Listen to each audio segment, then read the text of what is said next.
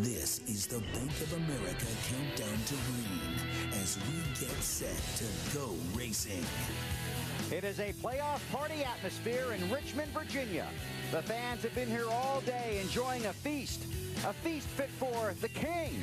Now they're prepared for the most exciting setting in racing, a Saturday night short track race where it's all on the line. Tonight, the main event focuses on the season's most productive winner. Can 26-year-old Kasey Kahne race his way into the chase? And who does he bump out? Make no mistake about it, the chase begins next week, but the playoff starts here, and it starts now.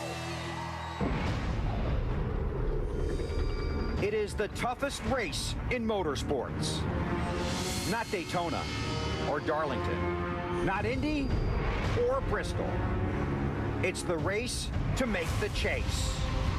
Everybody feels the pressure. You got to race hard every lap. It just heightens the level of emotions and frustration and excitement. It's hard to forget the past when the future is so important. The 8 is smoking. Dale Earnhardt Jr. His championship chances have now ended. I promise my fans that next year we'll be back in victory lane where they'll have something to cheer about.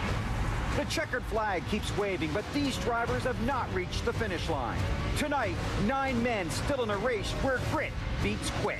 We just got to keep fighting. This is what this team is about. Tonight, willpower might be worth more than horsepower. A night of wheel determination. 9 men, 8 spots.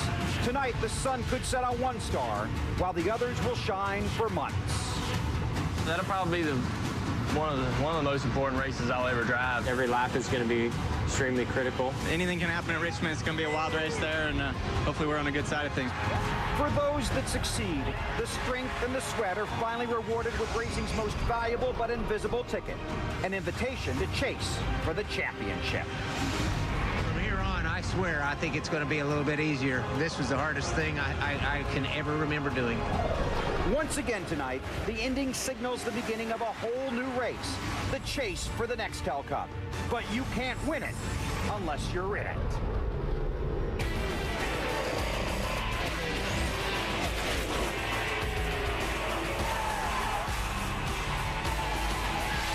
Good job, guys. Good job. TNT Sports, in association with NASCAR, presents the final event in the race to the chase, the Chevy Rock and Roll 400 from Richmond, Virginia. At 3 o'clock this afternoon, the NASCAR Nextel Cup Garage opened and 43 teams got a chance to make minor adjustments to their car. 9 teams focused on one thing, trying to clinch a spot in the chase for the championship. First driver we spotted, Matt Kenseth, signing some autographs earlier today. The drivers' meeting held here at Richmond less than 2 hours ago, and now the stars of the sport getting ready for driver introductions. The cars are poised on pit road, while the crews wait patiently and perhaps nervously for the green flag. Hi, everybody. Our TNT Race family loves to be at Richmond, and we're certainly happy you could join us for what should be a thrilling night. This is the Bank of America Countdown to Green. I'm Bill Weber. The payoff at the end of the chase for the Nextel Cup is $5 million and the most recognizable championship in motorsports. Matt Kenseth and Jimmy Johnson are locked into the chase. 9 other guys have a chance. Barring a tie, only 8 will make it. Right now, the guy on the wrong side of the fence is Kasey Kahne. He won last Sunday at California. He has 5 wins, more than any other driver on the circuit. This season, perhaps more than any other, underscores the most confusing and frustrating thing about the NASCAR point system. It does not reward winning. Take a look at the championship standings, just 147 points from 3rd to 11th. The most points you can gain in one race is 156. It's just 77 points from Earnhardt to Kasey Kahne. And look at the starting positions on the right side of the screen. Denny Hamlin is on the pole. Earnhardt back in 33rd. Tony Stewart starts 40th. Now, take the points out of play because the top 10 drivers are racing Kasey. These finishing positions will lock the driver into the chase even if Kahne wins and gets the 5 bonus points for leading the most laps. Now, this will change throughout the night. We'll have the ticker at the top of the screen, and we'll use drop-down graphics so you'll be right on top of the scoring throughout the race. Kasey Kahne is a nice guy. During his outstanding rookie season in 2004, we spent 4 days with him in his hometown of Enumclaw, Washington. He's a local hero, a national star, a magazine cover boy. He rarely says a nasty thing about anyone. In fact, he's so quiet, sometimes it's hard to get a good handle on what he is thinking. But if this talented driver with 5 wins this season doesn't make the chase, his fans will do the speaking for him. And NASCAR could be facing a real Kahne mutiny. Kane experienced the emotions of this high-stakes night a couple of years ago. Tonight, he hopes to race his way into a bid at the championship. You start 20th, Casey. How do you approach the early part of the race? I think we just do what we can. I think our car was really good yesterday in the long run, and just try to get out there. Hopefully we run a lot of laps early and pass cars one by one and try to get back to the front. I mean, it's going to be an exciting night, and we just need to take care of the race car. Most people watching at home and sitting in the grandstands would probably assume there's a few butterflies right now. Are there?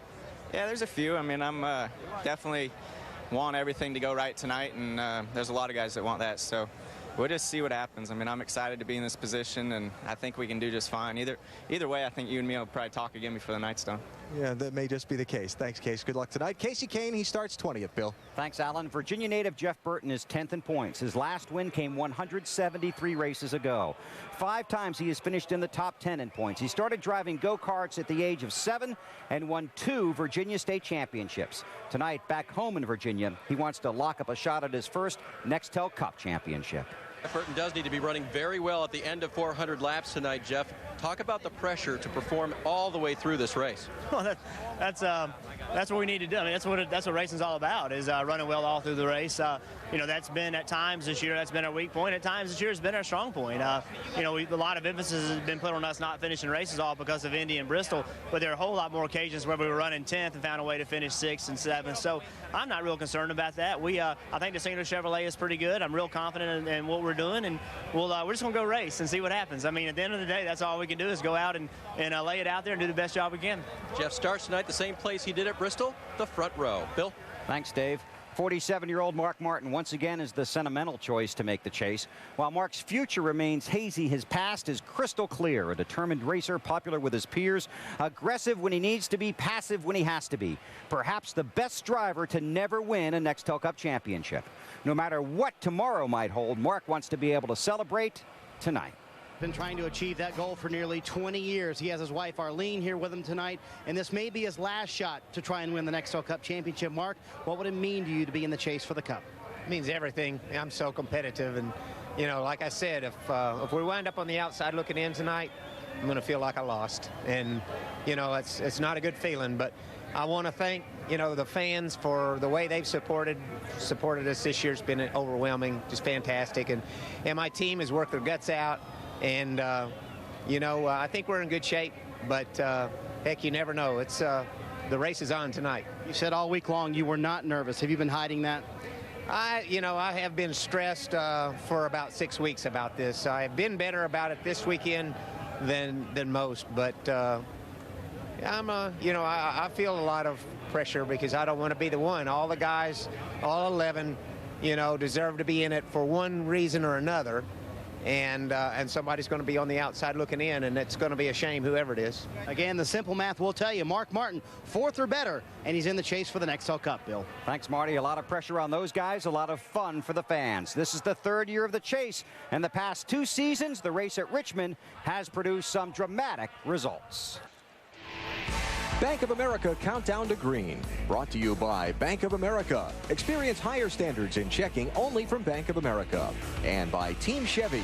25 of the last 34 NASCAR manufacturers championships and counting. Chevy, an American revolution. This season, some of the biggest names in the sport have been some of the biggest disappointments. 2006 will be remembered as a season of surprises, with 26-year-old Denny Hamlin and 21-year-old Kyle Busch leading the way. These 2 young stars represent the future of the sport, and for them, the future begins tonight. The math for rookie Denny Hamlin is simple. Just finished 16th or better, and he is locked in. But, Denny, is there more or less pressure with your home field advantage? Definitely is more regardless of the position I'm in, but it's great to be home, and regardless, I'm either going to have a party tonight or I'm going to be hanging my head down heading to Charlotte. Are you going to have someone keep you abreast of where you are in relation to the other chase contenders?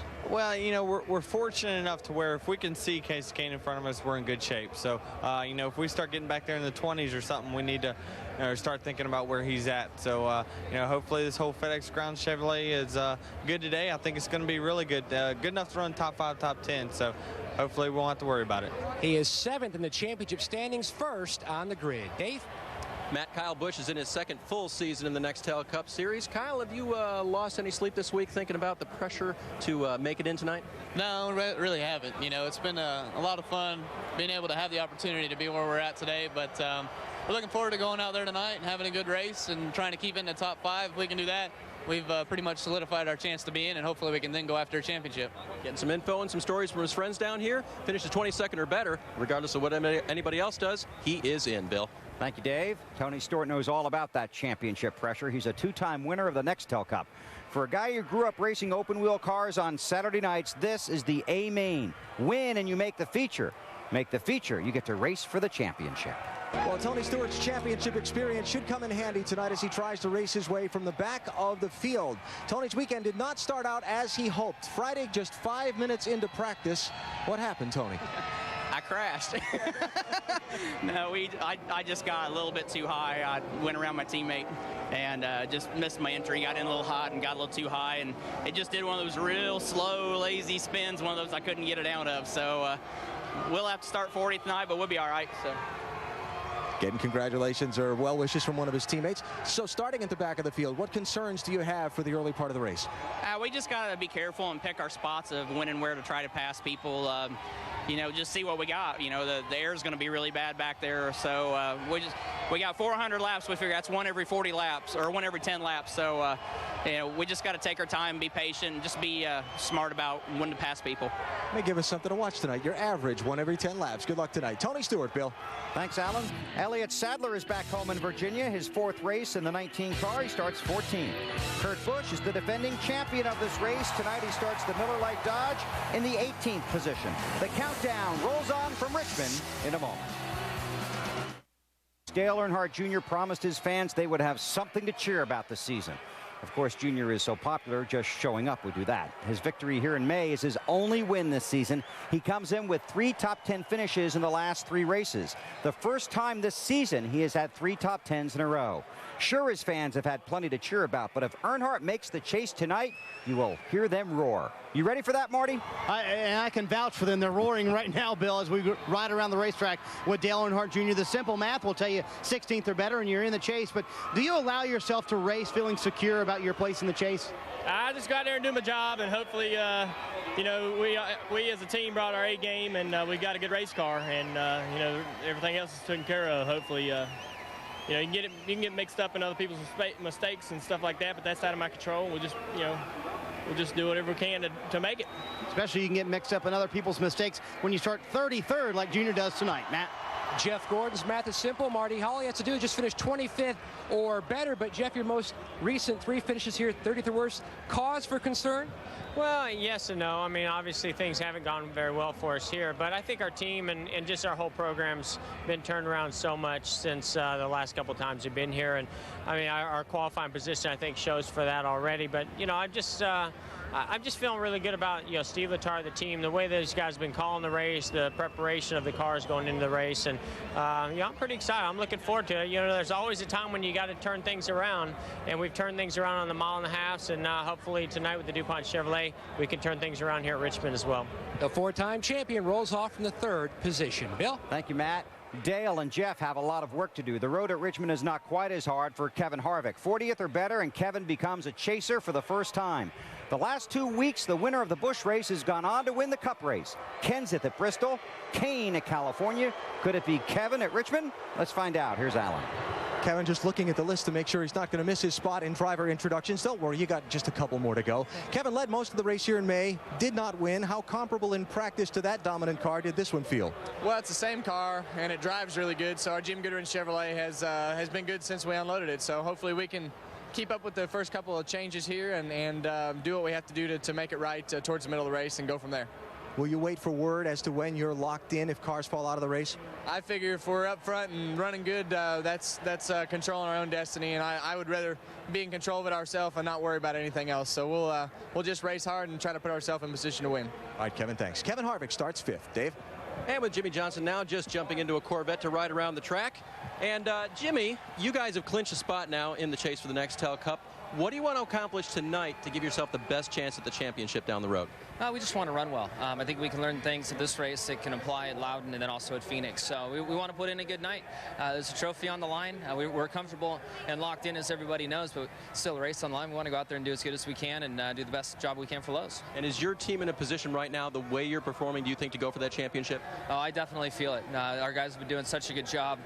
We've had a very good summer compared to other years, and these 10 races coming up are great races for the 48 car. I'm really looking forward to it. He starts 19th tonight. We'll see what they can accomplish. Bill? Thank you, Dave. Tonight for the stars of NASCAR, a chance to make a dream come true. Join Johnson and Kenseth in the chase for the Nextel Cup. For Wally Dallenbach, a different kind of dream come true. He got a bare naked lady in his car. Honest. It's rated G, and it's next. Bank of America Countdown to Green. Brought to you by Bank of America. Experience higher standards in checking only from Bank of America. And by DirecTV. If you don't have DirecTV, see what you've been missing. Call 1-800-DirecTV today.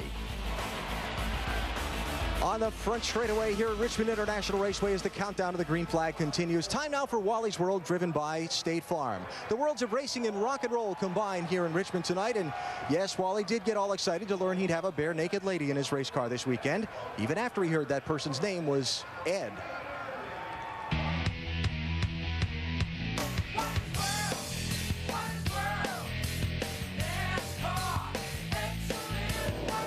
Welcome to Richmond aboard my State Farm car, and I would like to welcome from Bare Naked Ladies, Ed Robertson. I got to apologize about the mix-up, Wally. I'm sorry. Yeah, you can imagine when I was told last week that I was going to give a ride to Bare Naked Ladies, I had a little bit different version I was thinking about. Well, you wouldn't have had room for more than one in this car anyway. I'm stuffed in here pretty good. You'd be surprised what we get to pack in this car. Yeah! Sounds like he's having fun. Sounds like he's turned into a young woman. Wow! I think he likes it. All right, and now listen, you got a new CD, Army, released on Tuesday, right? That's right, comes out the 12th. How did you come up with that name, Army? Well, we thought it'd be a good one to vandalize on the posters. You know, we could have Bare Naked Ladies Army, and then just keep adding letters like Bare Naked Ladies are mentally handicapped, Bare Naked Ladies are Mexican. That easy video was animated. My scene didn't make the cut. How come? No, you were there right till just before the end. Like just the second to final cut. And then, I don't know, you just weren't pretty enough for the final cut, Wally. Hey, Ed and Wally. Yeah. What's the car stereo like in that thing? You got to really crank it loud, I bet, eh, to hear the tunes? Hang on a second. Let me turn on the Bare Naked Ladies song. Ah, yeah! At least one song on each CD. You guys record it naked. That's true. Is that where you guys, when you guys did the Whip It Up song, was that done naked? It's Wind It Up. Oh, Wind It Up. It's time for the naked lap, Wally. That's right, guys. One lap totally naked. That's right. What was that? Do one lap totally naked, guys. I'm in. Hope you enjoyed it, man. Have fun tonight. That was awesome. Thank you. How's your diaper, Ed? Full. There are some things even Wally won't do, thankfully. Riding around the track with Martin Truex Jr., the two-time NASCAR Busch Series champion, who's got one of his two best qualifying runs of the season tonight. The other one was last week at California. What can you do to turn that into a top 5 finish tonight, Martin? Well, hopefully we'll have a good race car. You know, so far since we got here, it's been really good, and that's the key for us. We kind of dropped the ball last weekend and had a good qualifying effort and kind of had a bad race. So we're looking forward to Richmond. It's exciting here, and we're going to try to finish in the top 5 tonight. Steal the show, I hope. Good luck to you. Martin Truex Jr. starts 7th. Dave? And with Greg Biffle now, who has a pretty good qualifying spot and a pretty good race car perhaps, but how conscious are you tonight that one of your teammates needs to get in and that running behind him might help him out? Well, I mean, you know, we're going to do whatever we can to help our teammates, but we got to worry about the National Guard car and the 16 car. We got to do the best for it and for our sponsors, and we're going to run as hard as we can. And, you know, if there's a situation where we can help him, you know, let him in line or something comes up, you know, I'll do that. But certainly don't want to be a major impact on what happens tonight. Just want to run a good race and see what we can do. We'll look for the 16 all night. Matt? Clint Boyer has so much momentum coming into Richmond, coming off his best career finish of 3rd. everyone's big picture racing tonight. Does that allow you to be more aggressive going after that first win? Well, I tell you, obviously we want to, be respectful of those guys racing for the chase. Want to see my teammate Jeff Burton really get in. I think Kevin's pretty much a lock, hopefully. But really, want to focus on, getting our first win of the season. I think the Jack Daniels Chevrolet is a bit fast hot rod all weekend long, and this could be it. It could be the first win for him tonight. Also, the first win for the car number 07. He starts 16th. Marty? Well, Matt Kenseth has his place in the chase secured. He's in the chase for the championship. So do you take it easy tonight, or do you race hard trying to keep momentum? No, I mean, we race hard. I mean, it's still a race. When you race short tracks at home, if you weren't racing for points, you still race for wins and trophies. So, we're pretty close points battle with Jimmy. So our goal is really to try to finish ahead of him and hopefully lead here with a point lead. So that's where our goals are for tonight. And I don't know about being parked here with you, Marty. How about, it's not good for us to be parked right here. How about your teammate, Mark Martin? How much do you try to take care of him tonight? There's really nothing I can do to take care of him. I mean, he's got to take care of himself. So their team is well prepared. Mark's obviously a great driver, and if it can be done, he'll do it. So I think that it'll be all right. He does really good here. Mark is super smart, but there's not a lot anybody's really going to do to help their teammates here. All the help has been done, during the year and during the week, and sharing information and getting ready for this race. I mean, once you're in the race, everybody's out there, running for the best position they can get. Matt Kenseth is your championship leader. And what better way to close out the pre-race show? The countdown's at 0, the race for the Nextel Cup, and the final race before the Nextel Cup coming up live on TNT. This has been the Bank of America Countdown to Green. Let's go racing.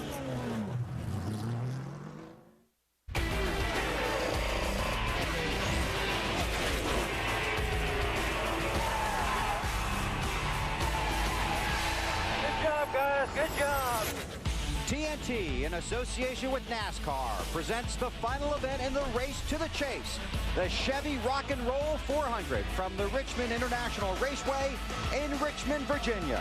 The 26th race of the season, the race that will determine the drivers that will chase the Nextel Cup Championship over the final 10 events of the season. 30th consecutive sellout here at the Richmond International Raceway. Been a fantastic day, a big night ahead. Let's go trackside and join the pre-race ceremonies. Ladies and gentlemen, please rise and remove your hats as the 49th Quartermaster Group from Fort Lee presents our nation's colors. Please remain standing as Brigadier General Mark A. Bellini, the commanding general for the Quartermaster Center and School at Fort Lee, leads us in the Pledge of Allegiance. I pledge allegiance to the flag of the United States of America and to the republic for which it stands, one nation under God, indivisible, with liberty and justice for all. And now please welcome Dr. C.W. Robb from Hunting Quarter Baptist Church as he delivers tonight's invocation. Gracious God, our Father, Lord, we come again in the spirit of racing. We thank you tonight for the management here at Richmond International Raceway. We thank you for all of the drivers, their teams, their sponsors, and for all of these fans that have gathered in this place tonight.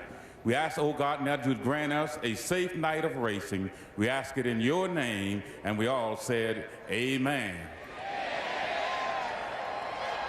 Race fans, their new album, Bare Naked Ladies Are Me, drops September 12th. Please welcome multi-platinum recording artist Bare Naked Ladies as they perform the national anthem. Oh, say, can you see by the dawn's early light what so proudly we hailed at the twilight's last gleaming, whose broad stripes and bright stars through the perilous fight o'er the ramparts we watched were so gallantly streaming, and the rockets' red glare, the bombs bursting in air, gave proof through the night that our flag was still there. Oh, say does that star-spangled banner yet wave?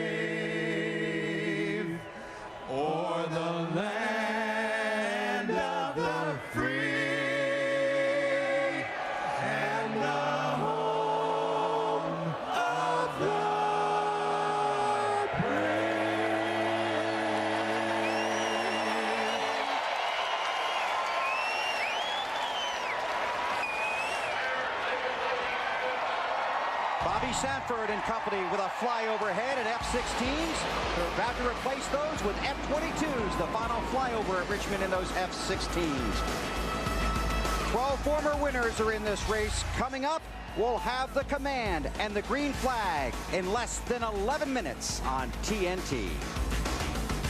NASCAR, and for the past 3 years, Chevrolet has been creating an American revolution. All new.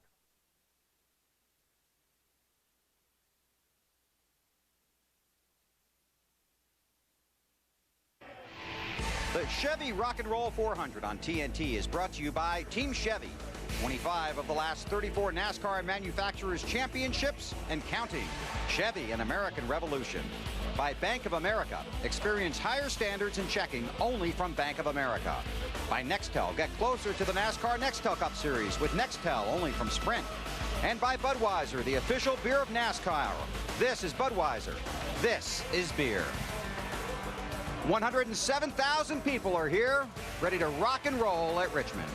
Hi, everybody. Bill Weber along with Wally Dolleback, and it's a pleasure to welcome back Benny Parsons to the broadcast booth. I knew you wouldn't miss this one. I mean, this is one of the most exciting races of the year. I certainly wanted to be here for this. How you feeling? I feel pretty good, and I can't wait to get this thing started. You know, it reminds me of 1973. I went to Rockingham trying to win a championship. And, folks, I'm telling you, that was the most stressful day of my life. It didn't help that I crashed on the 13th lap. But look what these drivers are going through.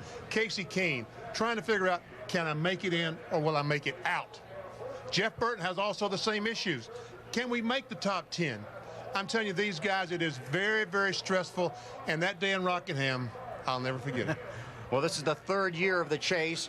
Casey Kane trying to race his way in, as Benny talked about. Wally, the first 2 years, we've seen guys race their way in and guys race their way right out. Well, if history repeats itself, Casey Kane is going to be pretty happy about tonight, because the last 2 years we've had guys that have been in and been knocked out and guys trying to get in. Casey Kane back in 2004 was ninth. He got bumped out. Jeremy Mayfield won this race, did what he was supposed to do, and got in. So, yeah, everybody's been talking about this thing's over. The chase is set. It's not. I mean, 2005, we saw Jamie McMurray get into trouble, hit the wall on the backstretch. Pow, nails the wall.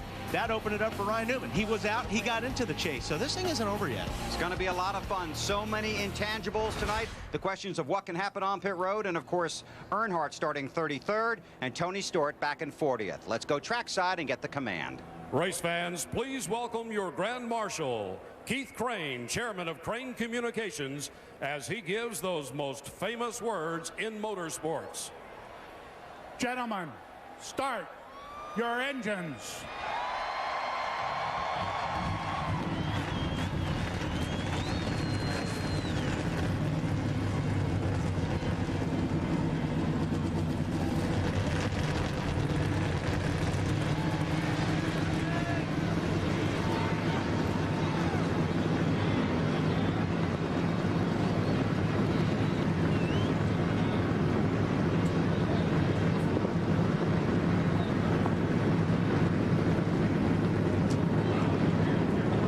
43 cars roar to life on pit road. At the front of the field, Denny Hamlin. Budweiser, the official beer of NASCAR, is the proud sponsor of the Budweiser Pole Award, given to the fastest qualifier at each NASCAR Nextel Cup Series race. Budweiser congratulates Denny Hamlin for his third pole of 2006, and we'll see him in the Budweiser shootout when we get to Daytona in February.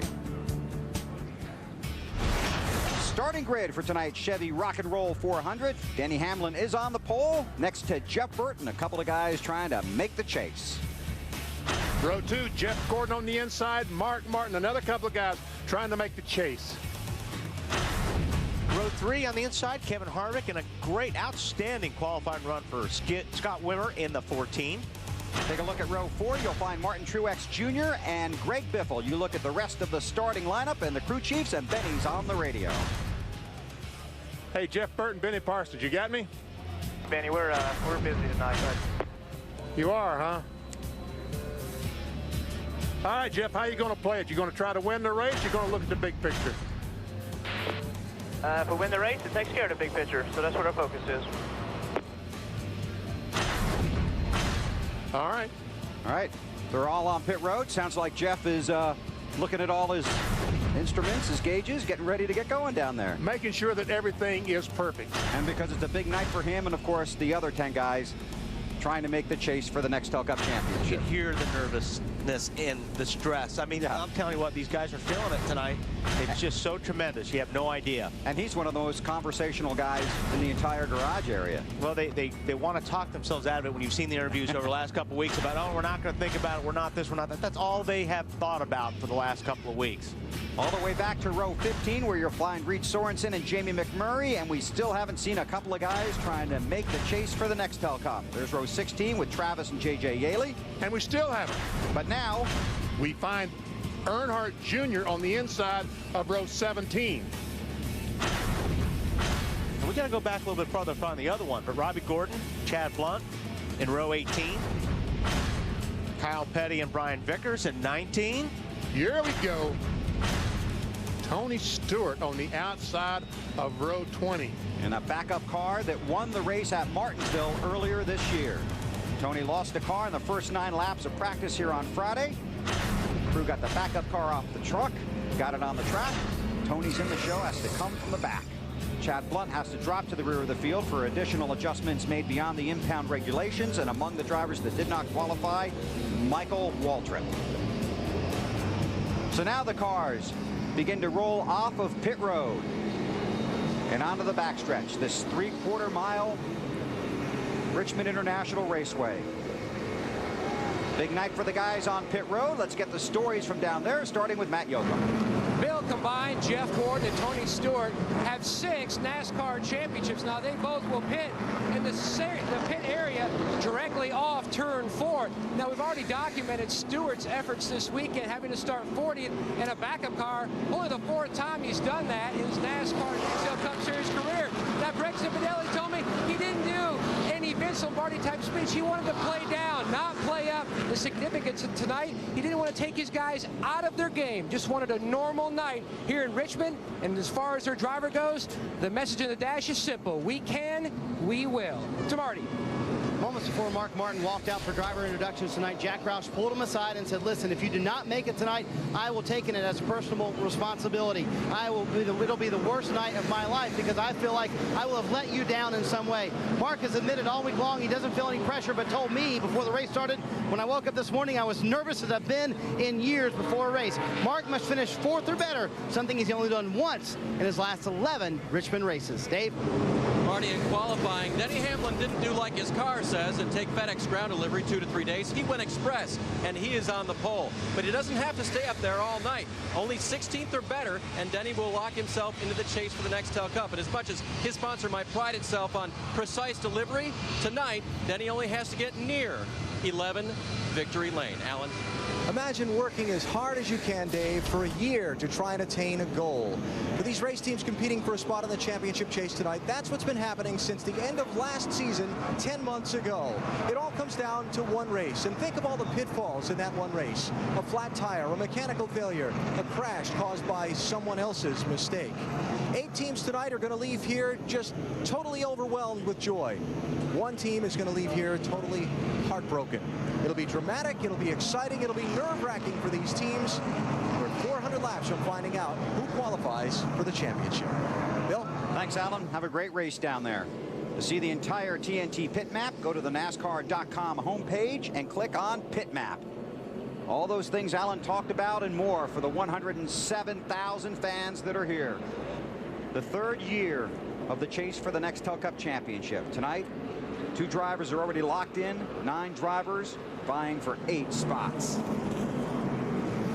It's been a fun couple of days here, talking to the drivers and to the crews. Everyone's saying we're just going to race the way we always do. Don't believe them. Yeah, exactly. All right, the lights are out atop the pace car, which means next time by, NASCAR flagman will throw the green flag and we'll get this thing started. Chevy pace car looks back at Denny Hamlin and Jeff Burton on the front row for tonight's race. Those 2 drivers among the guys trying to make it into the chase. Hamlin, Burton, Gordon, Martin, and Harvick qualified in the top 5. Casey Kane has to come from 20th. Earnhardt Jr. starts 33rd. Tony Stewart back in 40th. 400 laps on a 3/4 mile track. A chance to race for the Nextel Cup Championship is on the line. Buckle up, Virginia. They're ready to race at Richmond. And a spot in the chase is on the line. Green flag is out on TNT.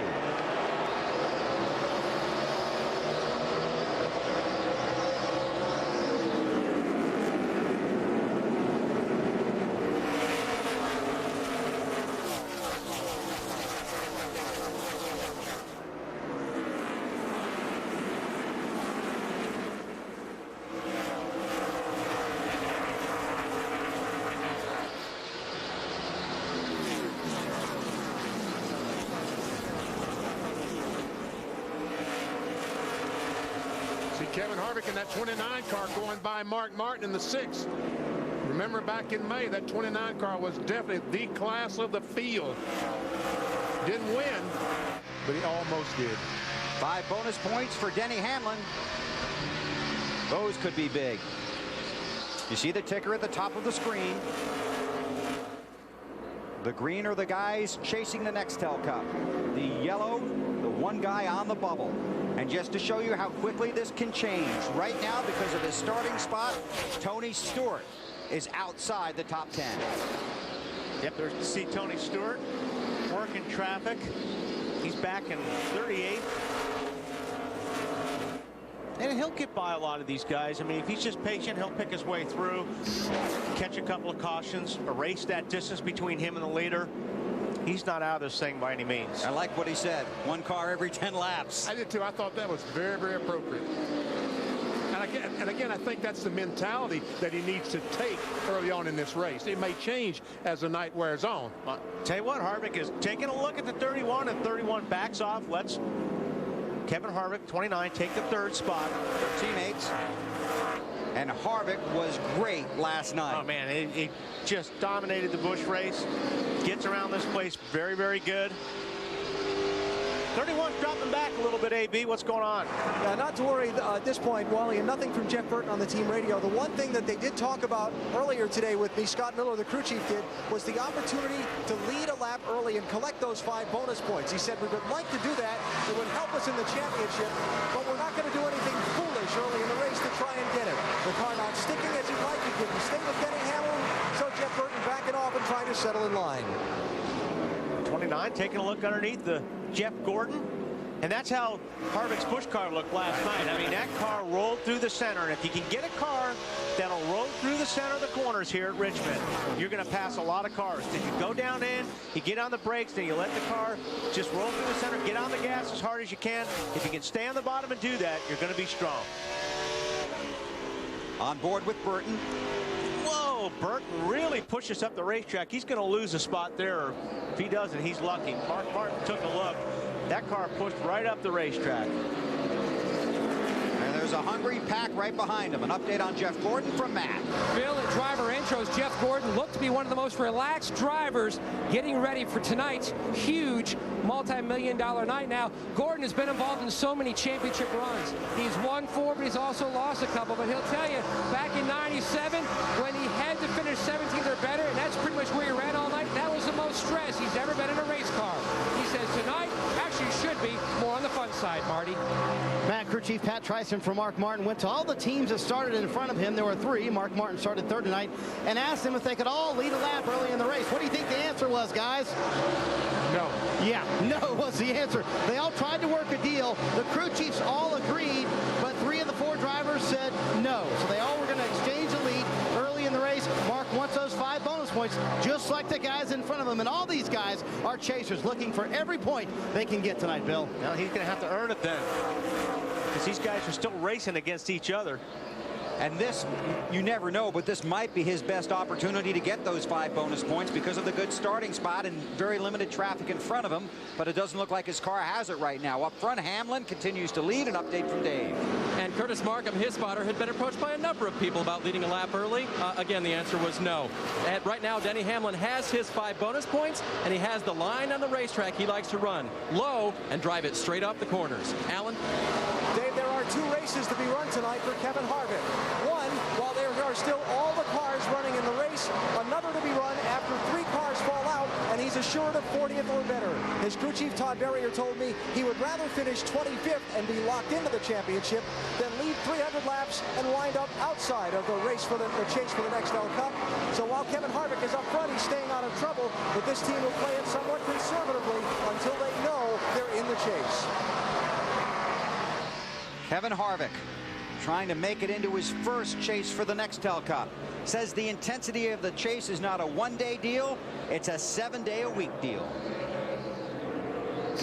It's been as intense as ever. I mean, it's something where you go home, or at least I do, you go home and you want to know what you have to do to be in the chase. We've been on the outside looking in the last couple of years, so it's, you know, it's important for us to capitalize on our situation and make that happen. So it's something that there's a lot of pressure on the guys on the team. There's a lot of pressure on the drivers.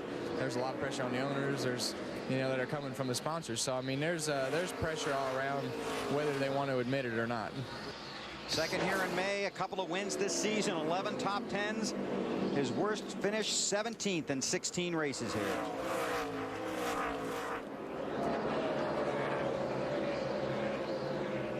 Tony Stewart started in the 40th spot, currently 35th in the running order, 11th in the championship standings, and an update from Matt.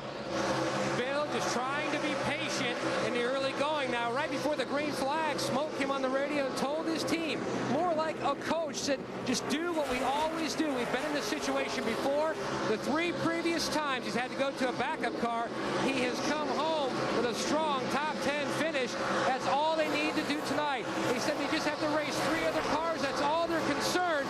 Everybody else, they can do what they want to do, but that's our concern tonight. He's just trying to take it easy, and like his other message on the dash says, just keep the ears of the dog, means take care of those fenders. A lot of traffic out there.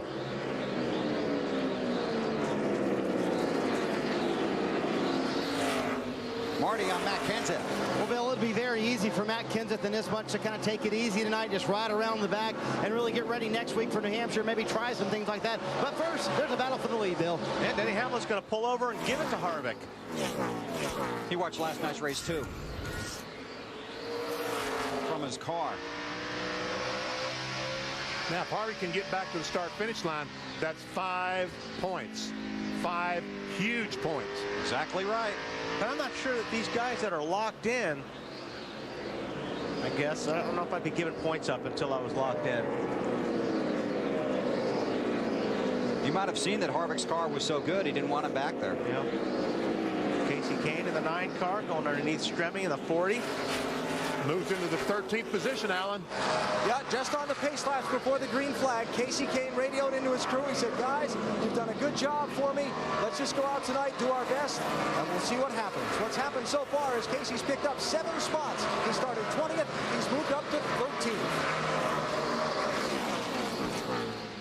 5 wins this season, still on the outside of the chase coming into this event. Came here 2 years ago trying to make it, didn't get in, got knocked out. Comes in off the win at California. Kane's in 13th. You know, we had a great shot last night. BP, if you were watching the Busch race of the Rotors. This place is really tough on brakes. And we were watching earlier, BP pointed out that that 20 car looked like it had a lot of... Check that out. I mean, those brake rotors are really, really hot. Well, Tony trying to get through that traffic is using more brakes than, say, Kevin Harvick, Denny Hamlin, some of those guys up front. But now that he's cleared a little bit of that traffic, they're still pretty doggone hot. Yeah, we're only 24 laps into this race. Problem is, too, you're back there in traffic, and you don't get the air to the nose, to the hoses, to the brakes, like you would if you were in cleaner air. So these guys' brakes are going to heat up a little bit more than the guys that are up front and strung out and are getting a lot more clean air to the nose of their cars. And the drivers won't admit it as much, but you talk to the crew guys in the garage this afternoon, starting 20th, 33rd, 40th, they were definitely nervous about so many things that can happen in traffic and so many things that can happen to your car. There's no question, when you're back there in traffic, I mean, you never know what's going to happen. You know, somebody we saw last night a lot of problems where, you know, guys would check up in front, and then a bunch of guys would run into each other. And that's a problem when you're in traffic like this. Matt? Bill Stewart's spotter, Mark Robertson, who's actually from Richmond, looked down, just the view you had as the car went into one, and could see how hot those rotors were, and just cautioned Tony to make sure that he had all the blowers on. And that's another thing. Drivers got all these switches on their dash, and a lot of those switches are brake blowers and fans that help keep the tire, the inside of the tire, as well as the rotors cooled off. So sometimes you forget when you're on the pace lap, and you always have your crew guys or a spotter remind you, make sure all the pumps are turned on and all the fans are turned on.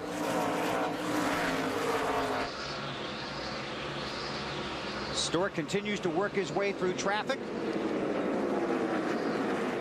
There's Dale Earnhardt Jr. Worked his way up to 25th, started 33rd. Marty? Yeah, Junior's trying to do the same thing Tony Stewart's doing. He's a little ahead of Tony Stewart. Started 33rd, as you mentioned, Bill, up to 25th. They were concerned about the early part of the race for what Wally mentioned, being in traffic, maybe getting caught up in someone else's wreck, but also because they feel like their car is really set up for later in the race. The car is going to be extremely loose for the first quarter of this race. They feel like the racetrack will tighten up, their car will get better, and that's when they'll be good, when it counts around lap 400. See how that works out for him. This is for third place. Jeff Gordon in the 24, Jeff Burton in the 31.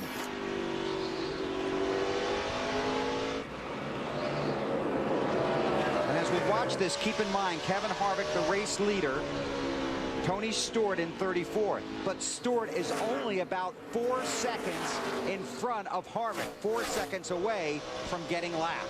Yeah, he does not want that to happen. I mean, once you get a lap down, the leaders will start lapping cars quickly, and you won't be in position for the lucky dog if the yellow comes out because there's so much traffic. So Stewart needs to try to stay ahead of Harvick.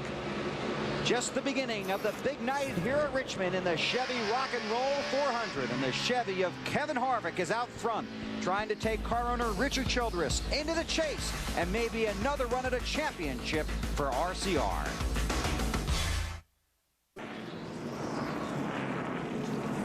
Stay up high there. Take leaders coming. First caution is just come out here at Richmond. Sterling Marlin in turn 4 goes around, brings out the caution with 35 laps complete. Tony Stewart, I had seen Tony racing with Sterling Marlin in the 14 car, and looks like there's going to be a little contact coming off turn 4. They had been racing hard for a number of laps. Don't forget, he knows the 29 was coming.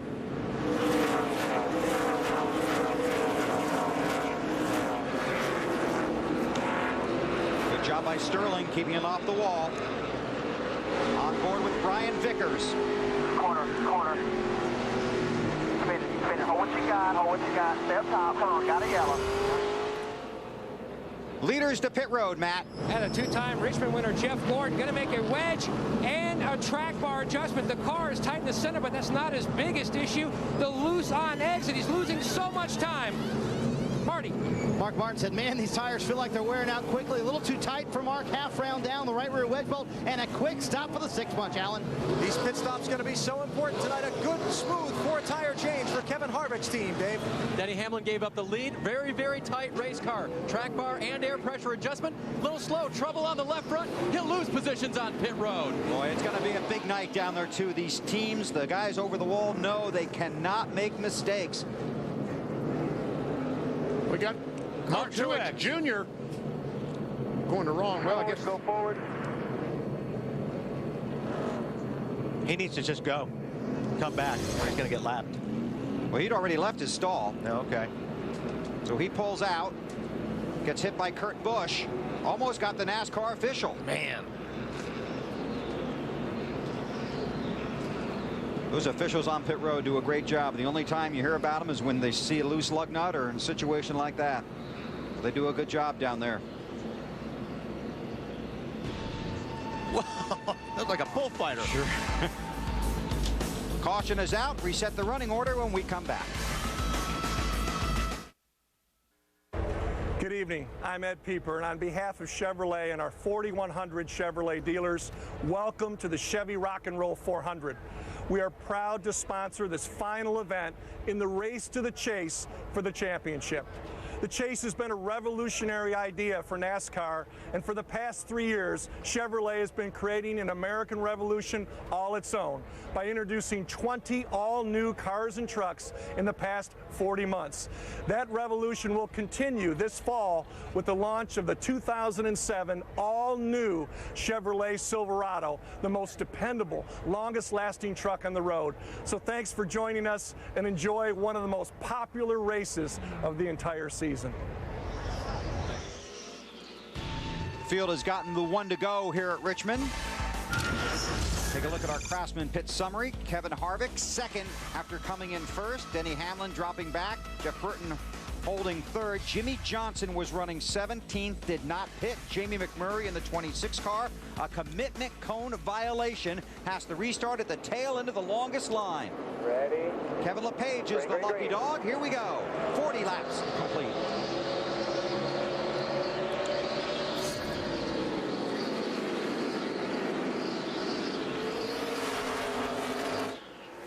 I didn't think Jimmy Johnson would last long with those used tires. Did you, Wally? No, not the way Harvick's been running around here lately. And a lot of guys in the garage were talking about it. And the number I got, Benny, was 30 laps. If you have 30 laps on your tires, you have to come to pit road because you are just going to get blown by in a hurry. Well, we know that 42 works because he got blown away with 42 laps on his tires.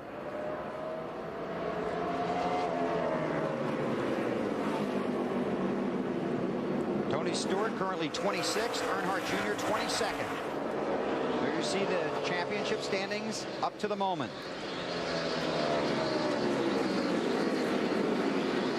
And Burton around Harvick and the 14. I guess that was 5 bonus points for the 31 car. Yes, I think so.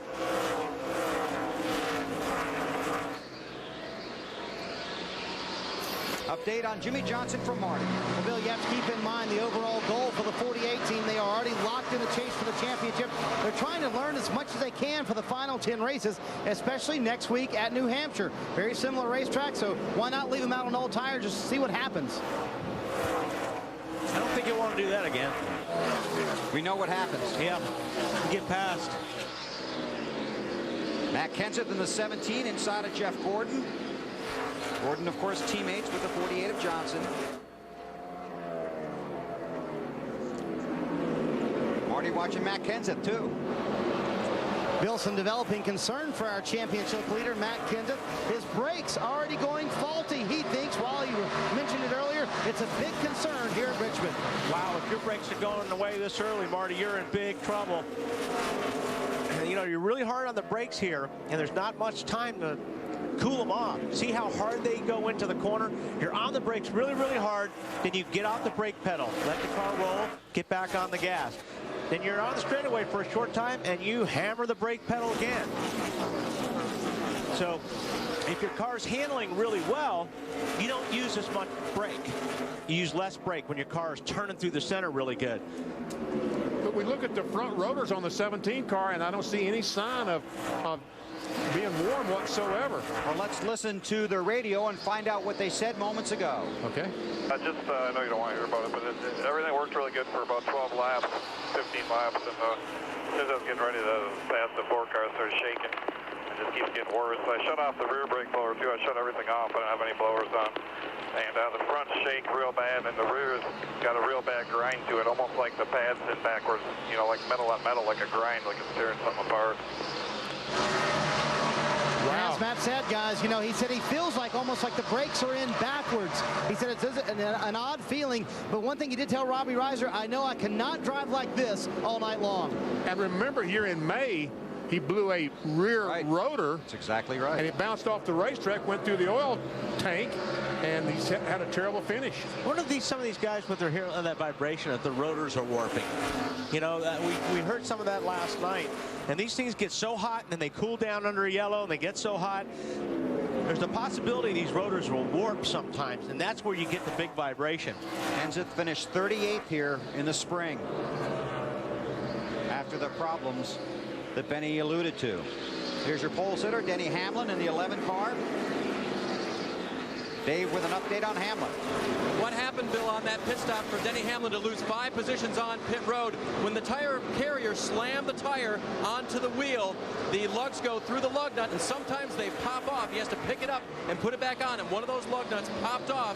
He had to hand thread it back on, and that's what cost him time. That's a hard job down there, especially with the pressure under these guys, Dave, that have never been in this situation before. You drop something around your house, you can't find it. You drop a lug nut here under pressure, where is it? They usually have a spare one tied to themselves somewhere that they yank off and then put it on real quick, but it costs time. Those tires weigh about 50 pounds with no interliner, and Benny, you and I talked about it earlier this week. Some of these teams, these pit crews, are in a situation they've never been in before under this pressure.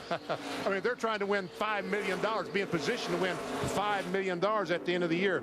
We talk about the pressure that the drivers are under. Every man on that team is under pressure. Oh, good racing right here. Kyle Busch right there in the 5 car. You see Truex back there. He lost a lap, so he is 1 lap down right now. Right now, Johnson, who was 17th, restarted first, has fallen back to 7th, but is holding his own right here. Hamlin's going to get that spot, maybe. There's Casey Kane in the 9. Allen's got an update there. Yeah, a nice stop for his team. He's got Casey up to 10th place now and moving forward. That's what he needs to do tonight. Although Casey did call in on the radio a little while ago, said he has a strange feeling when he turns the wheel. The team said, all right, we'll keep an eye on it. You're feeling, when you're, all the Chase guys are feeling all these little things right now. And they're hearing voices. They're hearing voices. Now let's drop back. Tony Stewart is back in the 27th spot, started 40th. The caution came out when Sterling Marlin went around off the front bumper of Tony's car.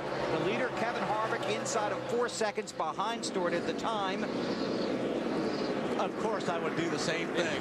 I mean, you're talking about the Chase here. Would Tony Stewart say, no, I didn't do that on purpose? Well, he'll probably tell you that, but hey, you're talking about the Chase. If you got to dump somebody, you got to dump somebody. Was working hard trying to get by Marlin, couldn't get by, then just moved him out of the way. Jeff Burton is the race leader at Richmond. 64 laps are complete here at Richmond. Jeff Burton is the race leader by about half a second over Kevin Harvick, our Team Chevy drivers to watch in their best Richmond finish. Earnhardt, Stewart, and Gordon all trying to make the chase. Johnson's already locked in. There is Jeff Burton, your race leader. Kevin Harvick runs second. And Burton has caught the tail end already of the pack. So he's going to start lapping guys again here pretty quick. Tony Stewart sits in the 25th spot right now. Laps here at Richmond, about 23 seconds. Burton just ran a 22.8. Matt Kenseth just ran a 22.6. And there's a change for the lead right here. Harvick back around his teammate. So Kevin Harvick back to the point. And Jeff Burton the second. Both those drivers have gotten their 5 bonus points. You see Tony Stewart, who was in the box in the corner there, running in the 25th spot. But he is only about 6 seconds in front of Jeff Burton.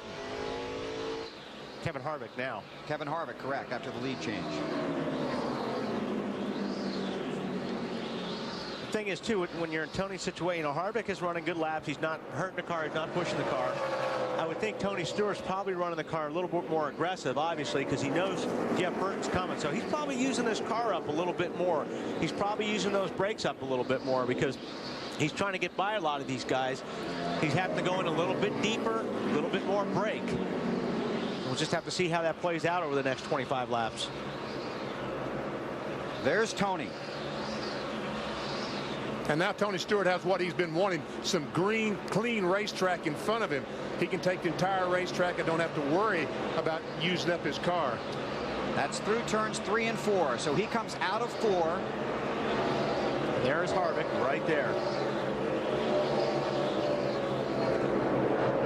About 5 seconds maybe. Just about. And there's a lot of traffic in front of Tony after he gets through that little bit of clean space he's got there, BP. Car of Truex Jr. trying to get by Jimmy Johnson. Don't forget, Martin is 1 lap down. needs to catch the 14 of Sterling Marlin and get by him if he wants to be in a position to get his lap back. Right now, the top 8 drivers on the track are all trying to make the chase for the Nextel Cup. Kenseth is one of them. He's locked in. There are 8 spots left. 9 guys chasing him.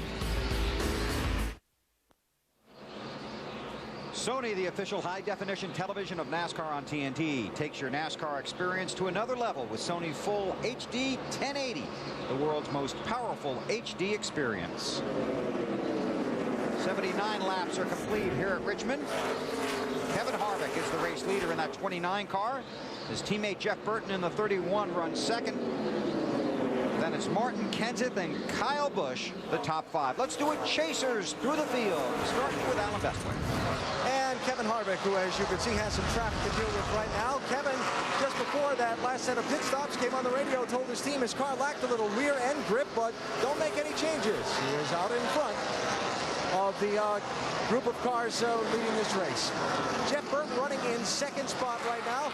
You know, Jeff falling back to 10th in the championship coming into this race. We got trouble out. Jimmy Johnson involved and Carl Edwards. Second caution of the night. Johnson second in the championship standings. Edwards 4 wins a year ago, none this year. I know Truex was working Johnson for a long time. Finally got past him. See Carl Edwards getting underneath him, going down into turn 1. Car gets a little bit loose on Carl. He starts sliding up the racetrack, and he runs right into the 48 of Jimmy Johnson. And he just tells as he goes down in there, the car just gets sideways on him. And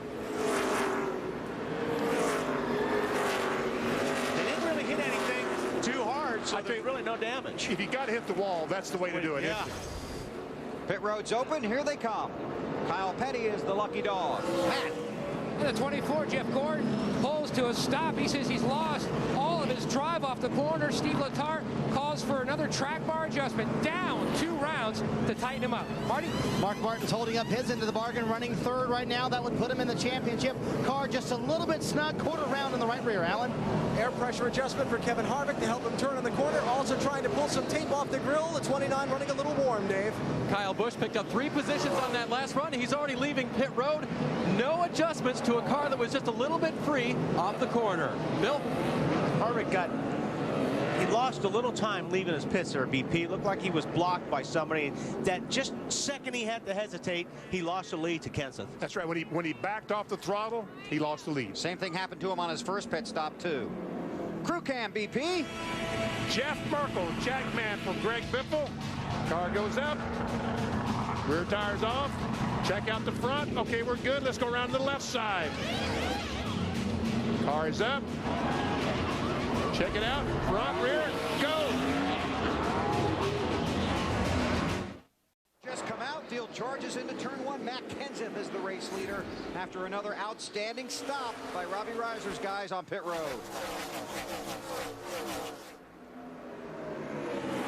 Boy, Harvick's right there, though.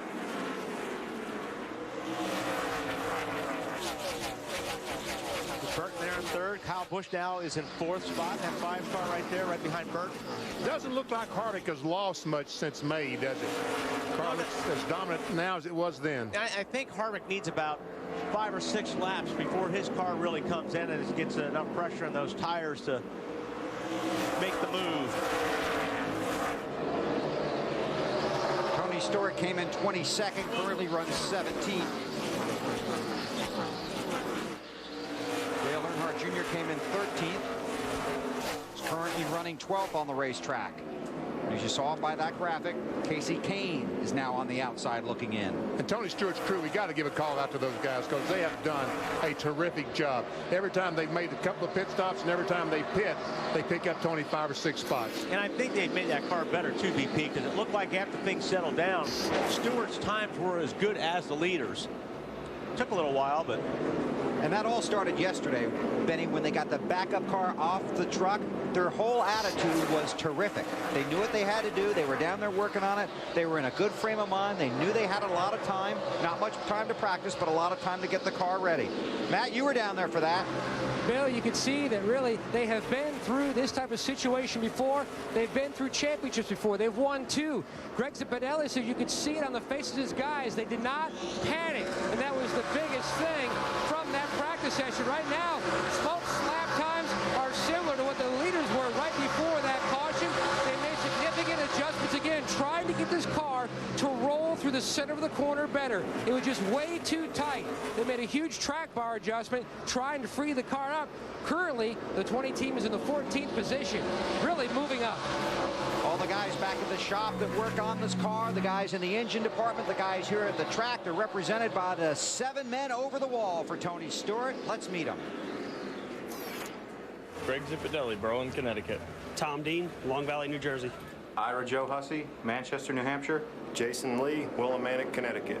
Jody Fortson, China Grove, North Carolina. Todd Foster, Birmingham, Alabama. Jeff Patterson, Escondido, California. Brian Larson, Escanaba, Michigan.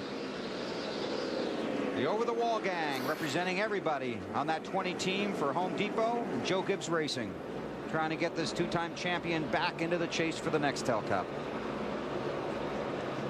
Clint Boyer, the 07, Jeff Gordon in the 24, Casey Kane in the 9. I'll tell you what, that Dave Blaine in the 22 car has an excellent run going tonight. Every time you look up, he's right in the lead pack. Now he's got Junior in the 8 car right on his back bumper.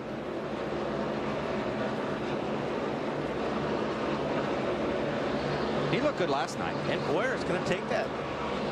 Hold the spot. Well, he had it that lap. He said as soon as you roll through the center and get by a guy, you got to be able to be clear and move up like right now.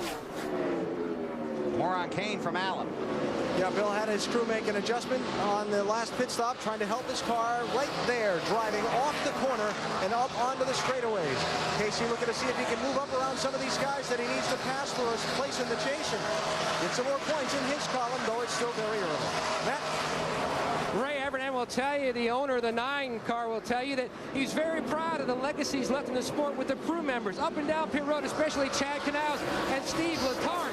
Now recently, Knaus and Letarte were going through a storage building at Hendrick Motorsports and came across the original Rainbow Warrior checklist. They took it and sent a very meaningful note to Ray Evernham, thanking him for all that he had done for them. And BP, that shows you that not only are they true racers, but they have so much respect for Evernham, who's been such a motivator for so many guys up and down pit road. And Matt, we talked about that today, and you're right, the word is respect.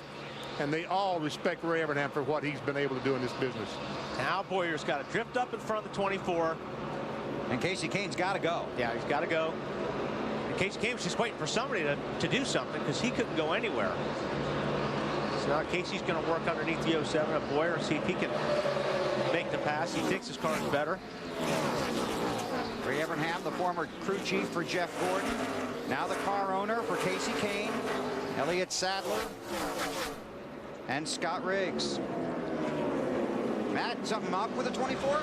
Well, Bill, coming into this weekend, Gordon's 3 previous Richmond finishes were 30th or worse. High expectations after qualifying 3rd, but on the first run tonight, he said something is starting to vibrate.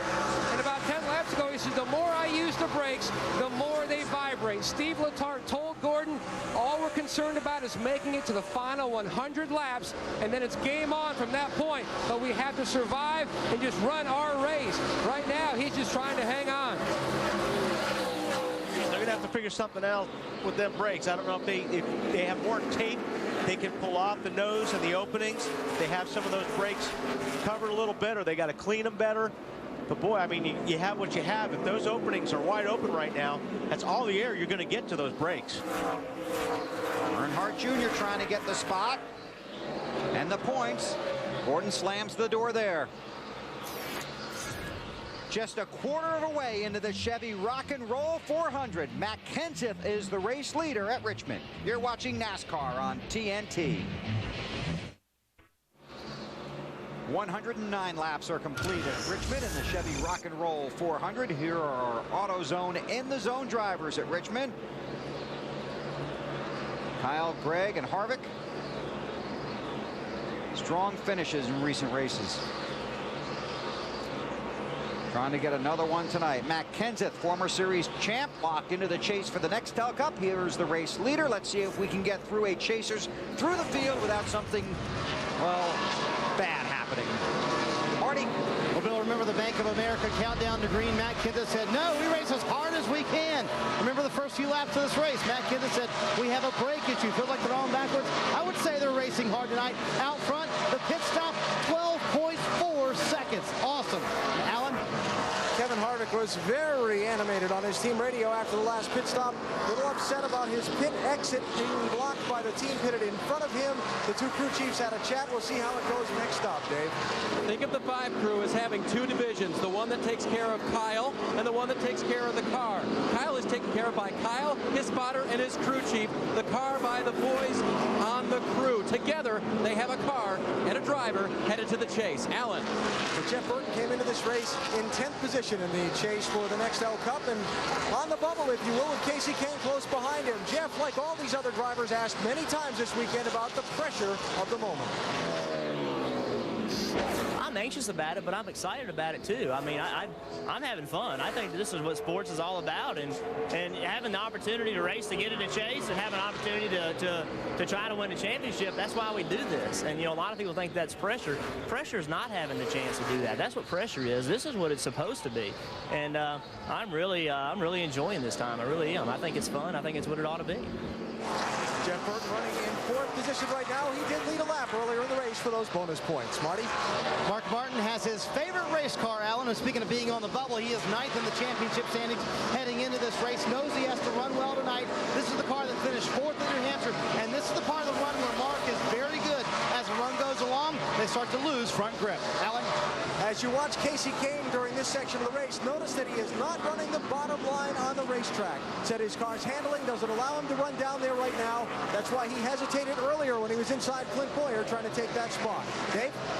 Great to have your mom come to the track for luck, but even better when she crosses her fingers for luck the entire race all weekend long. That's what Denny Hamlin's mom, Mary Lou, does, and the crew tells me she's done it since she's come to any race that Denny has run in NASCAR ever since Denny's been running with Joe Gibbs Racing. Marty? A lot of cross fingers in Dale Earnhardt Jr.'s pits as well. They started 33rd today, Dave. They have made it to the part of the race they thought they would, close to the top 10 in 11th, unscathed, and that's what Junior wanted. He told me when we were riding around the racetrack, I'm going to work my way through the field slowly.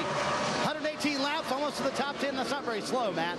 No panic in the 24 pit of Jeff Gordon, or with their current position in the points. At this juncture, they are sitting 5th, but the car, he says, the brakes are just killing me.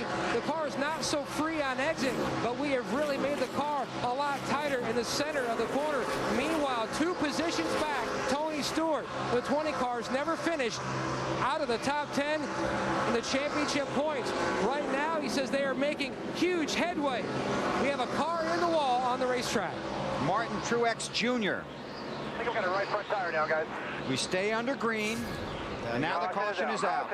And I can tell you that Chad Blunt and Morgan Shepherd are officially out of the race, and Kevin Harvick has clinched a spot in the chase for the Nextel Cup Championship here in 2006. So Harvick is mathematically in. Kenseth, Johnson, and Harvick will be 3 of the guys chasing the championship here in 2006. There he is. Welcome to the chase, Kevin. And we have a pretty good idea how he's going to do in the Busch Series championship race as well, don't we? Yeah.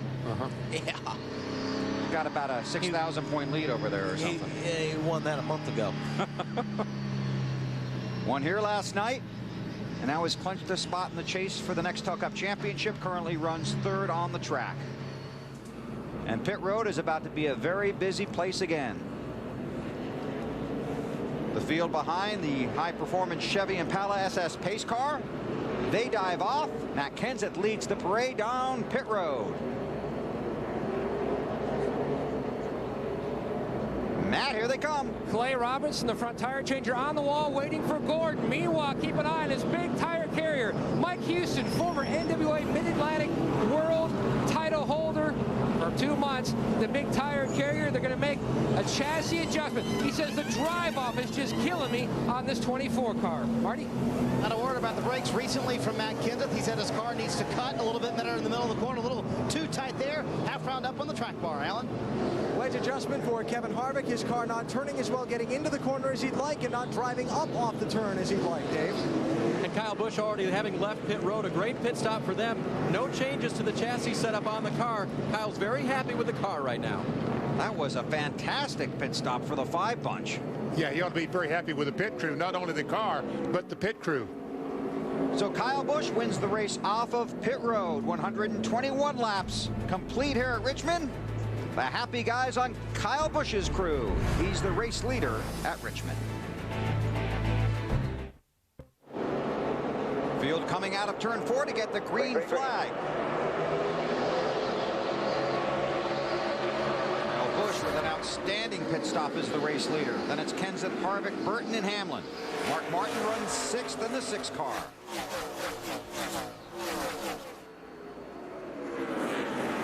Drivers in green on the ticker are in. The driver in yellow is the guy on the bubble. Right now, that's Casey Kane. Well, I tell you, that 29 car of Harvick's does not run on the bottom of the racetrack. Although I say that, he's running pretty well on the bottom of 1 and 2, but most time he's up higher. It looks to me like, BP, it takes some time for that car to come in. And when it does come in, he does move up a little bit.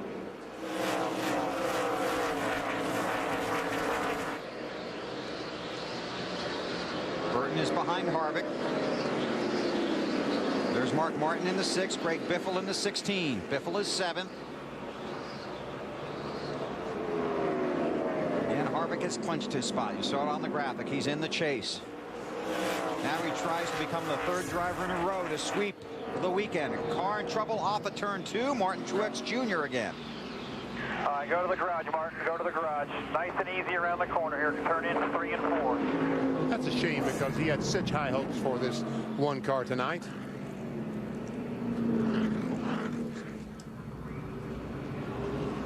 The lucky dog is Sterling Marlin. Under the previous caution, Jamie McMurray was the lucky dog. So Sterling will come around and put 37 cars on the lead lap.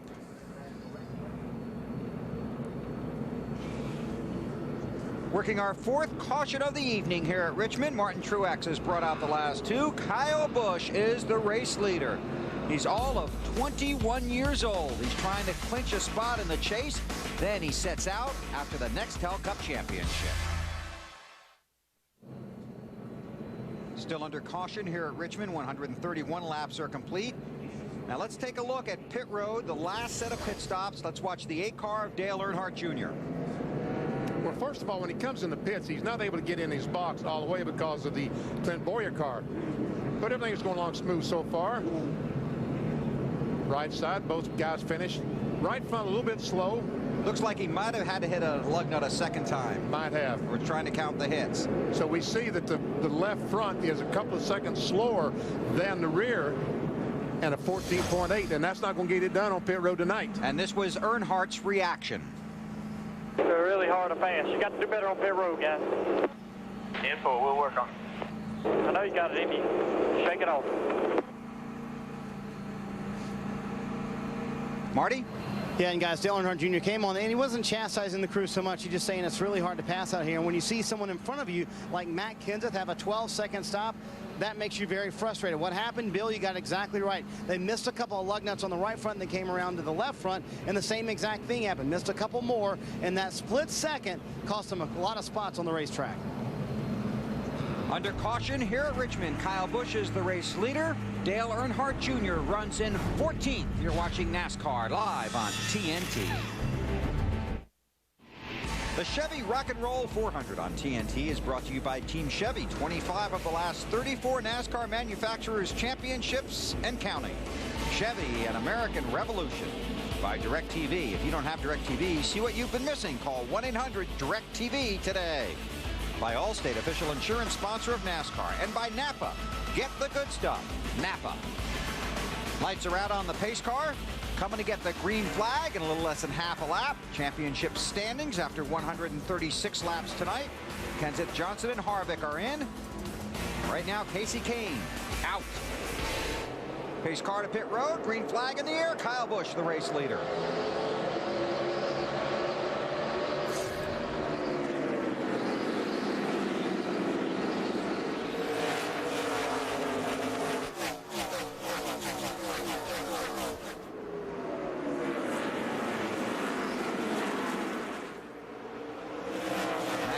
Trying to close on Busch, and Harvick all over Kenseth. You know, whatever's dragging on that 17 car is going to wear itself out pretty soon. Eventually, you would think. He's been doing it quite a bit.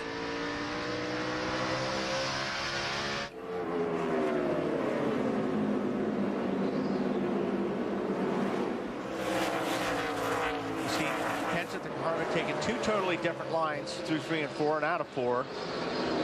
Harvick's has been running a little bit lower on the track than the 17 has. I'll tell you what, they're both gaining on the leader, Kyle Busch. It's on board with Harvick on the right. Thinking about going under Kenseth. Kenseth went in there pretty deep that time. He went in there really hard, got on the brakes, and the car pushed up the track. 29's going to take that spot away, and there's Burton joining the fight.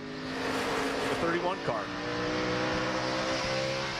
See Kevin Harvick going to work there. Little wave out the window to Matt Kenseth. More on to Harvick from Allen. Yeah, Bill, now we're showing Kevin Harvick as locked in to the chase for the Nextel Cup. I talked to his crew chief, Todd Berrier, under the caution. I asked Todd, I said, I haven't heard you tell Kevin that over the radio. He had a great big smile break out on his face, and he said, I think I'm going to wait a little while, let a few more drop out of the race, and we'll tell him a little bit later on. Now, Kevin told me, as he tries to get the lead here, he really didn't want to know for a while in this race that he was locked in, because he didn't want it to change his mindset on how he pursues tonight. I think I'd want to know, BP. I think I'd want to know, because I would have a lot more fun trying to win this race if I knew. Exactly. I would want to know immediately. Right now, he knows he's in front. Kyle Busch to second. Might try and come and get that spot back, Dave. And Kyle Busch's spotter, Jeff Dickerson, told him it's early in the race. We're playing nice. Go ahead and let him by. We'll get him back later. And Kyle's been very relaxed during that last caution, talking about other things like fantasy football trades and things like that. Jeff Burton got around Matt Kenseth for third, so Matt's back to fourth. And this has been a good battle since the green flag came back out. Mark Martin in the 6th, the 9 of Casey Kane. There's that 22 again, BP. Dave Blaney. He had a good run last night in the Busch race. An update on Martin from Marty. He's been hanging in the top 10 all night long, Bill. And the early part of the run is where Mark is really strong. Late in the run, the car gets hard to turn, especially from the middle of the corner off. And that's a killer here at Richmond. You've got to have power in the middle of the corner off. Alan? We're talking about Casey Kane having trouble running the bottom of the racetrack. His crew continues to adjust on the car. You see him there going low to try and pass Mark Martin. They made an air pressure adjustment on the last pit stop, hoping to give Casey the full use of this wide Richmond track to try and keep picking his way up through the field.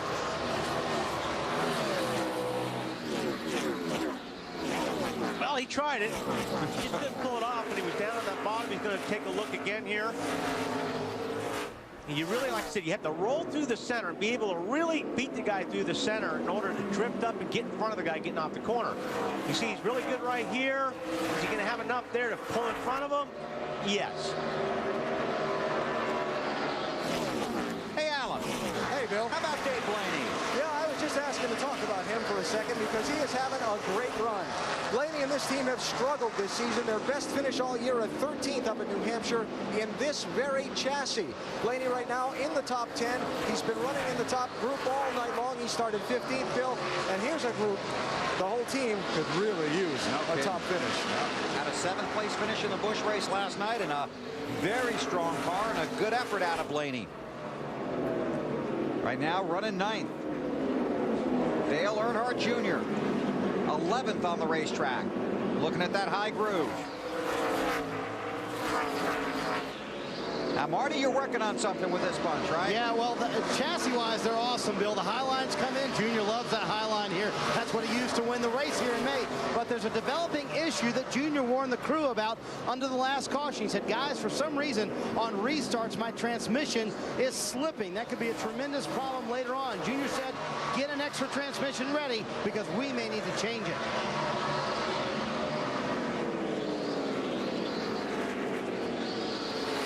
not what the junior fans wanted to hear, or his crew? No. He runs in 11th, and this has been a mess for a few laps here. And now they've almost got it. They got it sorted out. They were pretty stacked up there for a while. I mean, but they're still going to. This is a lot of cars racing for position here. About 24th in that area. Got Sorensen back there, Nemechek, Scott Wimmer in the 4 car. There's Kurt Busch. And I mean, they had been going at it like it was for the lead. I looked up, they were 3 wide coming off of 2, weren't they? Yeah, it was for a couple of laps.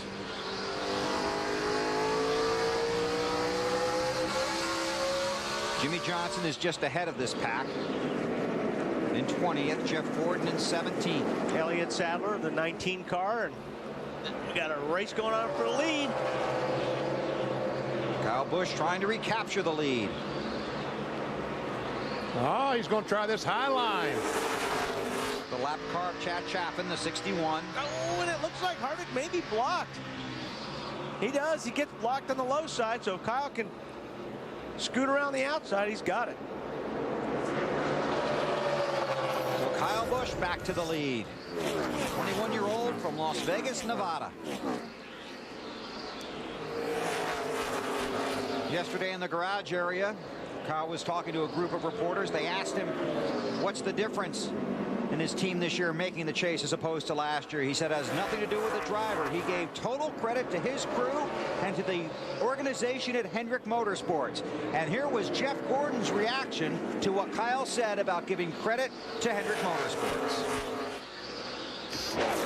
I think that says a lot about Kyle's maturity and how far along he's come, and I'm proud of him, you know, for saying those types of things. I think it's important, you know, to recognize how important your team is, your car is. But let me tell you, he's a great talent, and I've told it to his face. I try not to do that very often. I don't want to get his head too big, but I've told a lot of people that we're very fortunate at Hendrick Motorsports to have him. He's a great talent. And there's a feeling in the garage area that if Kyle does make the chase, he will certainly be a strong contender for the championship. Dave, you got more on this?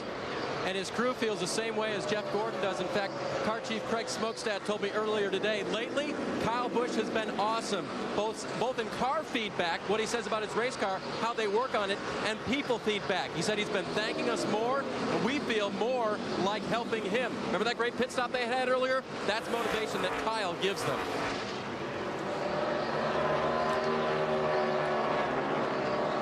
Tony Stewart had an up and down night, currently runs in the 13th spot. Matt? Bill, he has made an impressive run, starting all the way back in 40th, just outside the top 10. Now, Wally mentioned earlier, it seems like the longer the 20 car runs, the better it gets. And that's exactly what Tony told his team under the last caution. Just seems like we need a long run to showcase what this car can do. They made a small chassis adjustment, and the car's really come to life. Well, I'll tell you, that's a team effort on that group tonight.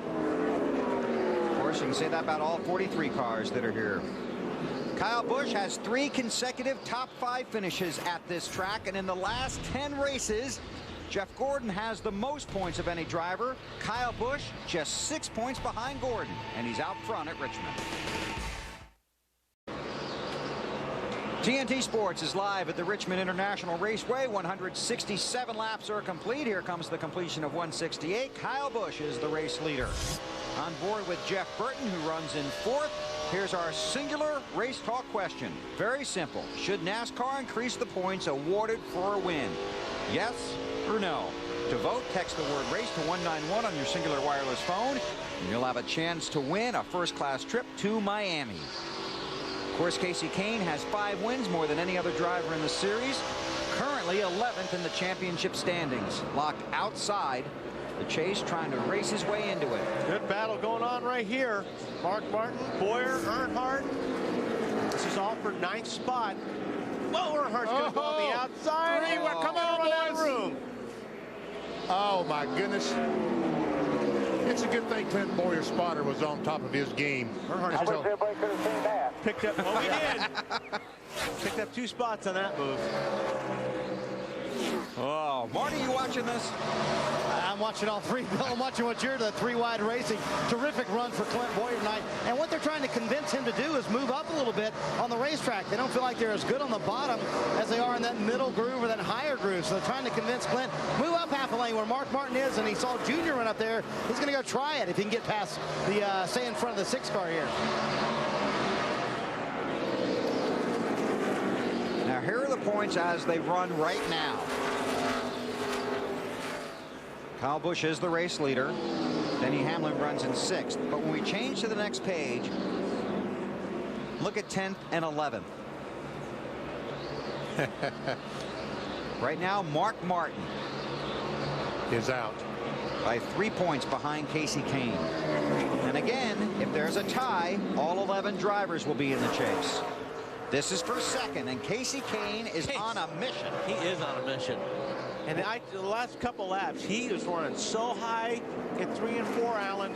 I mean, he was running as high as anybody's been running down there, so he's got to figure it out. No, they haven't figured out, Wally. And Casey told me that the whole strategy for the first 300 laps of this race was just to run up front, go out and find the points that they need, get the car up front, keep up with the changing track conditions, and figure out what position they needed to be in at the end of the night to try and finish the job. Well, they've been working on the car. They've made adjustments on every pit stop, and he is going to the front and trying to get as many points as he can. And how would you sum that up, BP? What's he doing? He's going somewhere. Yes, he is. I know he'd rather be on the top, but Harvick's also running a pretty high line in this race, especially after about 15 laps on his tire. He runs about the middle or up.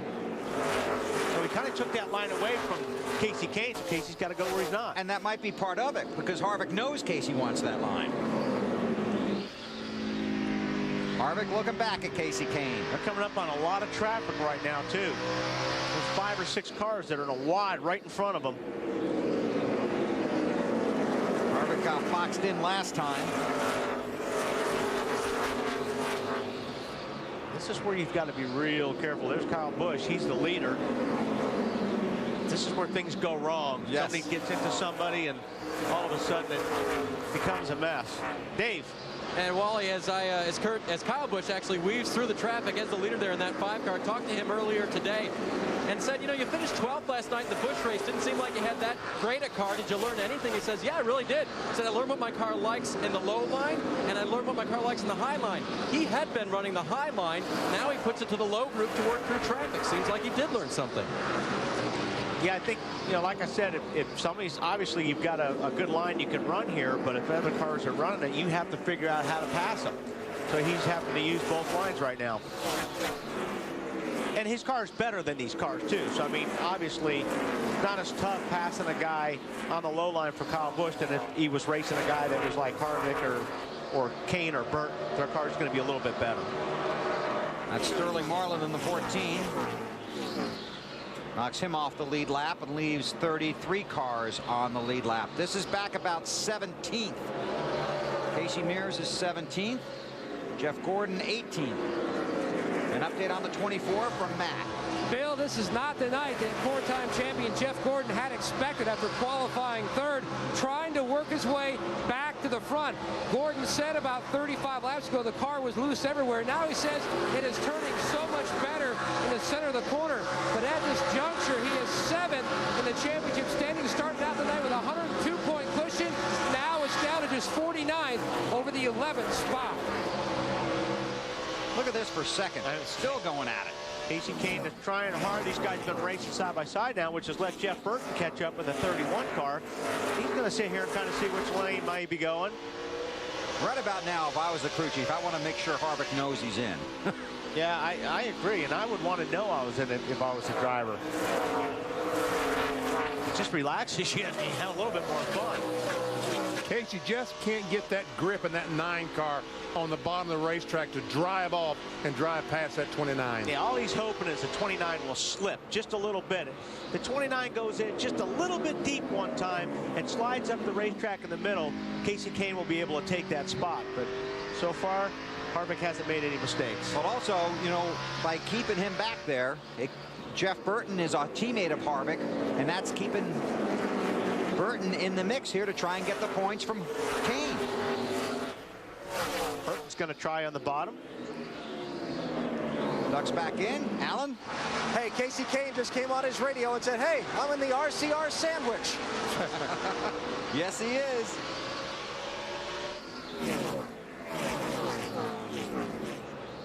Kyle Busch is the race leader. He's 2 seconds in front of that battle for second.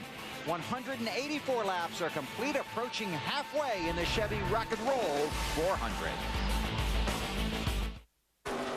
This ain't Talladega. No, it's not, but this is some exciting racing. This is for second place. Kevin Harvick in the 29, Casey Kane in the 9, Jeff Burton in the 31. Casey Kane has been working over the 29 car of Harvick. He's been there, then he tucks back behind him, goes back underneath him. I thought when he caught the 99 car of Carl Edwards and lapped him, I thought that as he got 3 wide that he might be able to get that spot, and he finally takes over second spot in the 9. Here comes Denny Hamlin down low. Where did he come from? Well, these guys were racing. Hamlin was catching him. He got around the 31. There's Kevin Harvick going to work here, and maybe see Hamlin's car sneak up there through the window net.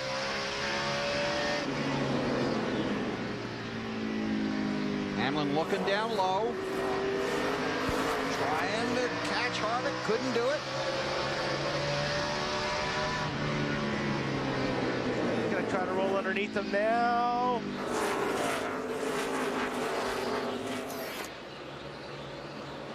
Hamlin gets the spot. Dave. And the team very confident with this race car. They were going to bring a brand new car to this race, but when they saw that the gap into the chase was only 76 points for them coming in, they said, you know what?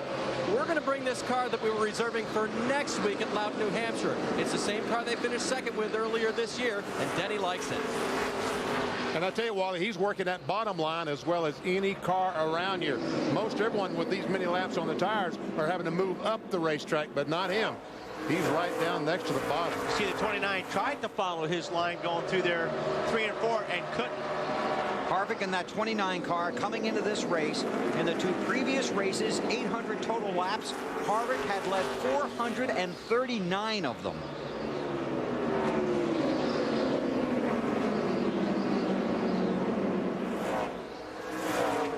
Hey, what if he can keep that car on the bottom like that, BP? He's gonna pass a lot of cars. He sure is, because no one else can do that.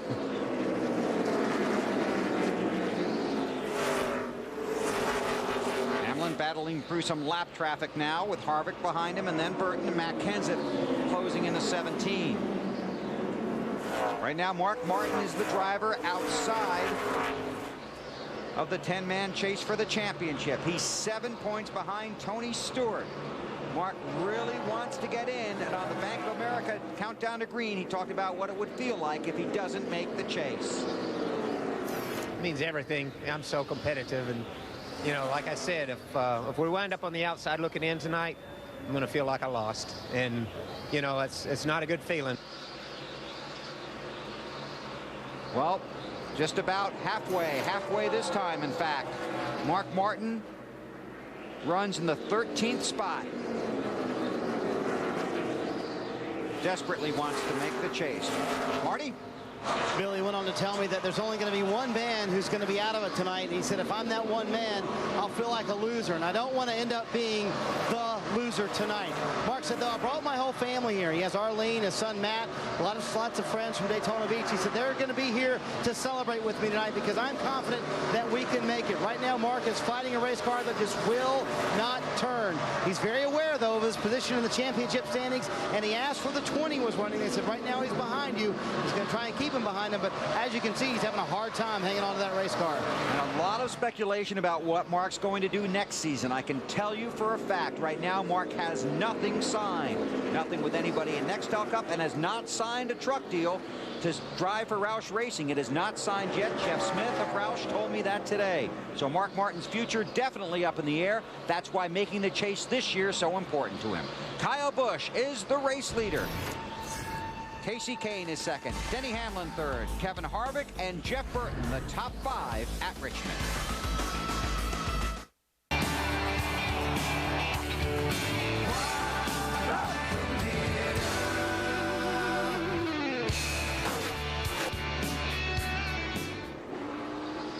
The sights and sounds of NASCAR Nextel Cup racing here at the Richmond International Raceway. The Chevy Rock and Roll 400, 10 laps past the halfway mark. The race that will determine the drivers that make the chase for the 2006 Nextel Cup Championship. Kyle Busch, one of those guys trying to get in. Right now, he's having a big night. Hey, what? Casey Kane is gaining on him. There he is right there. He has been a little bit faster than Kyle Busch the last couple laps. Now, Kyle Busch has caught some traffic, but Casey Kane's flying. And look at the three guys running up front right now. You have Kyle Busch, Casey Kane, and Denny Hamlin, three of the bright young stars of this sport. I know you love seeing those young guys run up there, BP. Oh, I do. And Jeff Gordon talked about what a talented Kyle Busch is, and I agree with him. He is so talented. It's unbelievable that someone 21 years old can have that much ability in these stock cars. And we talked about it last night about Reed Sorensen, and I know you're a Sorensen fan as well, but it's hard to remember that Kyle Busch is just 21. Casey Kane's closing in, AB. Yeah, his team director, Kenny Francis, talking with Casey on the radio in recent laps about getting ready for the next pit stop, which could be as few as 25 laps away if we don't get a caution flag. He talked about putting a spring rubber into the right rear, then said he was having second thoughts about it. Casey agreed with that assessment. Kenny said, "You're as fast as anyone on the racetrack, and I still think we can make it better." Casey came back and said, 10-4. He's having fun out there right now. I'll bet you he is. He's about to have a little more fun. Here he goes. He's on the bottom. If he can stay there and block Kyle behind that 41 car. Nope. Kyle Busch got out the corner a little bit better than Casey Kane did that time. Kane drifts up a little bit. Kyle down low. How we go on the outside. Now that's the groove he wanted. Talking about the 9-car Casey Kane, he wants that outside groove. Yeah, 41's going to be in the way, though, BP. Yeah, I'm afraid he is. It's Reed Sorensen in that 41 car, battling to stay on the lead lap.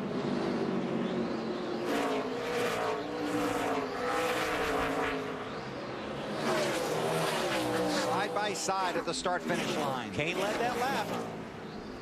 I don't think he's led a lap today. That might be his first lap led. I was just waiting for it to pop up, but yes, he did. He just led his first lap, 5 bonus points. Didn't believe me, Weber? You got great eyes, Wally, but had to check the computer. And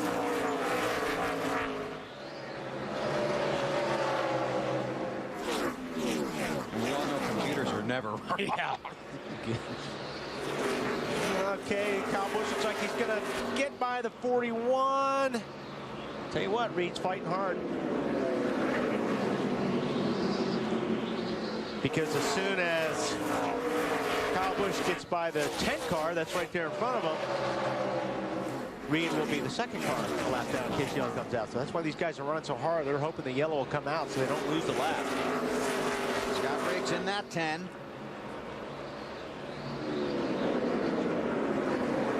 Now Riggs is a teammate of the 9 car. Both drive for Everham Motorsports.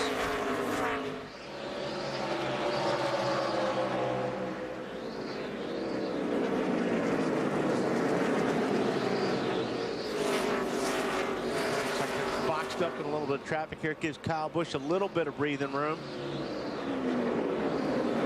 Now Casey Kane goes by his teammate. Sorensen almost got into the 10 there. I thought he was going to get in the left rear of that 10 car. Caution is out. Debris in turn 3.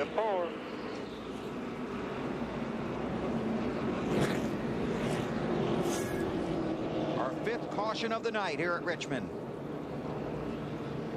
And as Alan was talking about, pretty much when these guys were starting to think about green flag stops. Field behind the Chevy Impala pace car.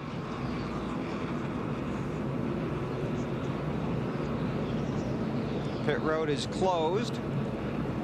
Matt Kenseth runs in the 8th spot. And while we have a second here, this was his radio traffic after he let a couple of guys go by a few laps ago. Hey, Bob. Yes, sir. After I let guys go for free and they don't wave thank you, I'm taking them off my list. That's just rude. Young kids don't have no respect for their elders. Careful. Back when you used to spot for Kelly Yarbrough, now that was respect. Yeah, right. That's Bob Jeffrey, the spotter for Matt Kenseth. There's Robbie Reiser. Last week at California, I said Robbie was in a grumpy mood. Robbie got a phone call from his 90-year-old grandfather, Elmer, and lectured him on why he shouldn't be a grouch. And the truth was, Robbie wasn't really being a grouch. He said, I just need to make sure my guys are fired up. I got to keep them on their game. We're in the chase. I don't want them letting down. But Matt Kenseth did come on the radio during that practice session and said, Robbie, if your attitude doesn't improve, I'm going to come in and use an attitude adjustment tool on you. So Elmer, your grandson's doing a great job. Robbie also said his wife called him and asked him about it too. So you know they're watching. All right, here we go. Pit stops. Very important pit stops. Marty? Well, guys, 33rd to 7th for Dale Earnhardt Jr. He says the car is sliding the nose just a little bit too tight in the corners. Won't cut the way he wants to, but said don't make too much of an adjustment because I don't want to be too loose. Half pound in the right rear tire. Wiley said ooh, so something must have big happened. And also a wedge adjustment. Alan? Casey Kane pitting from second place. A 4-tire change, wedge, and track bar adjustments trying to help this car cut through the corners. Dave? Kyle Busch, no changes to the car. The leader liked it. 4 tires, and he is gone. Matt? And the 20 of Stewart and the 24 of Gordon, already service has been completed. Stewart's car was loose on the gas. It was starting to come around, but he needed help from center off. They made an air pressure adjustment. The same for Gordon. His car was loose everywhere, and he was close to his bubble position. Remember, he has to finish 25th or better, no matter what anyone else does, to clinch his spot, and he was in the 22nd position right before that caution. You saw the Nextel race off of pit road. Nextel celebrating speed, teamwork, and getting things done instantly. Once again, Jeff Merkel, Jackman on the 16, making a chassis adjustment on the right rear. Around the left side they go. Man, I love these guys. Poetry in motion.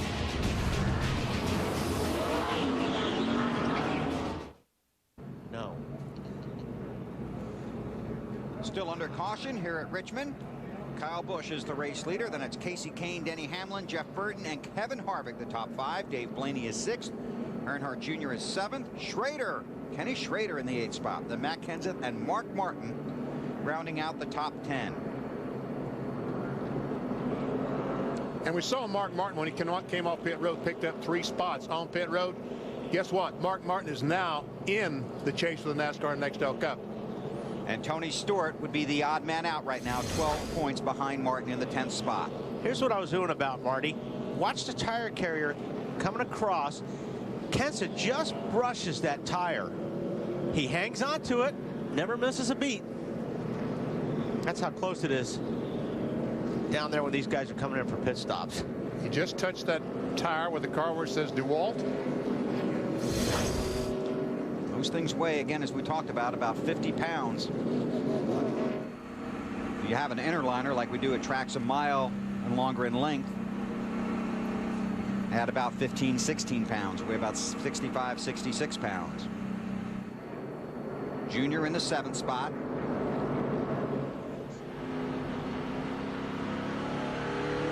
Here's our Napa field summary.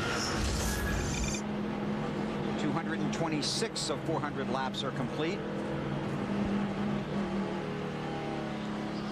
Kyle Busch, Kevin Harvick, Matt Kenseth, Jeff Burton, Denny Hamlin, Jimmy Johnson, and Casey Kane.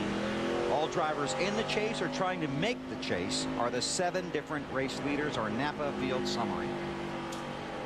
We're working our 5th caution period of the night right now. The field has gotten the 1 to go, doubling up down the backstretch.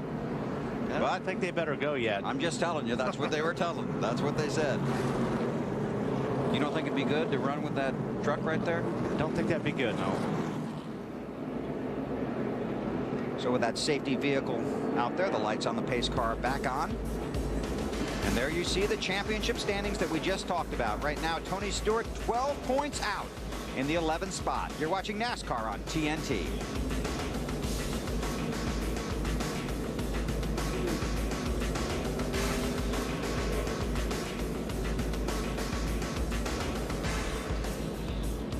So we wait for the field to line up behind the pace car, and the lights have gone out, so we'll just stay here for the restart.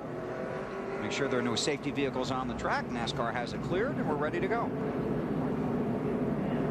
Well, there's a lot of cars now, BP, a lap down or more on that inside. It makes it a lot tougher if you're sitting back in 10th spot like where Mark Martin is. You're really starting at 20th spot. That's exactly right, especially if your car isn't perfect. Kyle Busch, the race leader. 26 cars on the lead lap. Scott Riggs was the lucky dog. Whoa, the 9 car slides up the racetrack there. He gets a little bump from the 11 of Denny Hamlin. I think that car appeared to be really good on fresh tires and low pressure, Benny. I think he's going to have to get a few laps before that thing goes. And it looked like earlier that the longer they went, the better that car was. So he's got to clear that 41 of Sorensen so he can use the whole racetrack. Meanwhile, Kyle Busch is gone. He's checked out. He is simply driving away. But now finally Casey will be able to get down to the bottom of the racetrack and use the entire racetrack. Maybe. Maybe. It's Reed Sorensen in the 41. You're right, BP. Casey got around him. That 9 car wasn't very strong on the restart, and that held everybody up. Yeah, they are stacked up all the way back to the end of the field right now. They're practically running side by side. Dale Earnhardt Jr. is 7th. An update on car 8 from Snyder. It only gets better as the race goes on car-wise, but this whole points thing, it's starting to get to Junior. Let me know when I ain't got to worry about the chase no more. All right, I'll stand for him.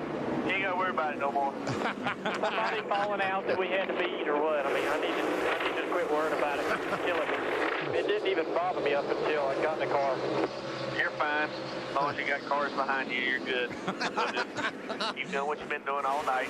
It'll take care of itself.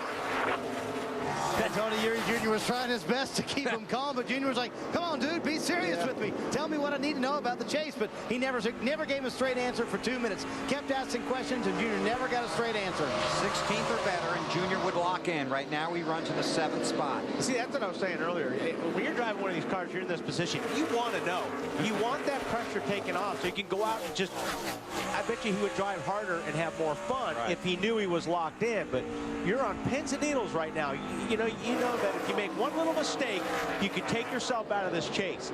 And tell you what, it's stressful. It's different driving a race car when you're in this position than if that pressure is off. I wonder if Harvick knows. Alan, does Harvick know he's made the chase yet?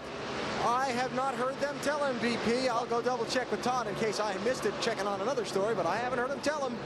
And like I said earlier, Kevin told me he didn't want to know, not for a while. Kevin Harvick has locked himself into the chase. I talked to Tony Eury Jr. of California, and I asked him how Earnhardt Jr. was handling it, and he goes, right now, fine. But a couple of weeks ago, I had to sit him down and tell him, just go out and drive the race car the best way you know how, as best as you can do it. We'll do our job. If we don't make it, there's nothing we can do about it. But just relax, go out and race as hard as you can. He said that Junior seemed to take that to heart, obviously, until he got in the car tonight. Stewart back in the 17th spot. And I think, too, you want to know, when you're out there racing in a screen, you're doing your job. Right. But when you start thinking about it is when you're under caution and you start looking at that scoreboard on the backstretch under yellow. And you're pylon seeing, racing. Yeah, exactly, pylon racing. You don't know what's going on. What's going on, Matt? Right now, Tony Stewart searching, trying different lines to see if he can work his race car into a better balance. Stewart just having issues too tight in the center. Now, keep in mind, this is their backup car, which is an older generation short track car.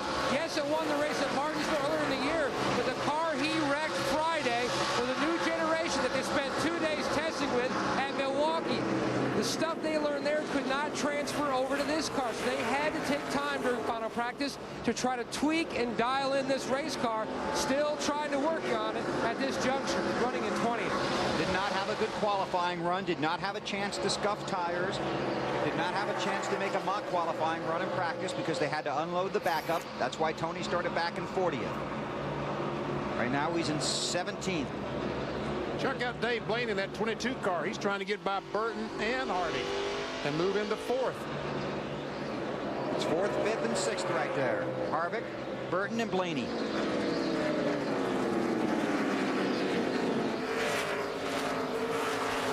Tell you, you come Richmond, you see a lot of fun racing.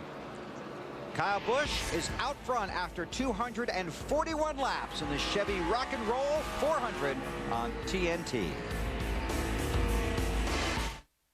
Kyle Busch is the race leader, driving a Chevy in the Chevy Rock and Roll 400. Let's take you through the field. Check out on the top 10. Kyle Busch is the race leader, and Dave's watching him. And the youngest winner in NASCAR history tries to make it yet another win in his book. Car's been very good tonight. Very small adjustments for Kyle. The last time, if anything, just a slight air pressure adjustment to keep up with the track. Alan?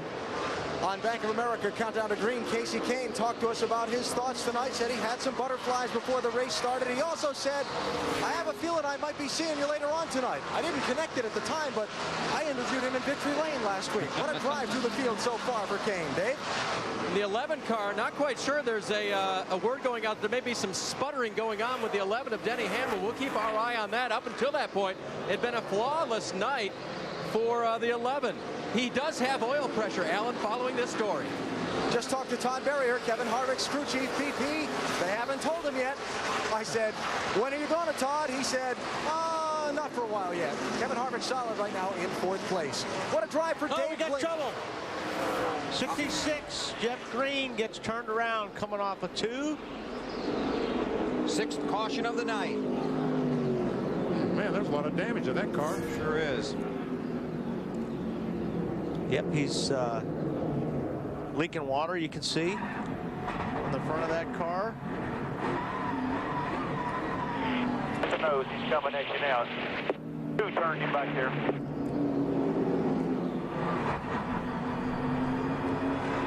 They seem to think they know what happened from our chopper. It's like the 48 of Jimmy Johnson is going to turn him around. It looked like the 66 slowed down, didn't it? Sure did. 48 range. Well, I think he slowed down because of the 7. Yeah, it's possible. Got out of the gas for the 7. Talked about that earlier. Stuff happens in front of you here, and everybody starts checking up. Hard to stay out of somebody. Oh yeah, the 7 drifts up the racetrack in front of Jeff Green. Jeff Green just rolled out of the throttle. Clear.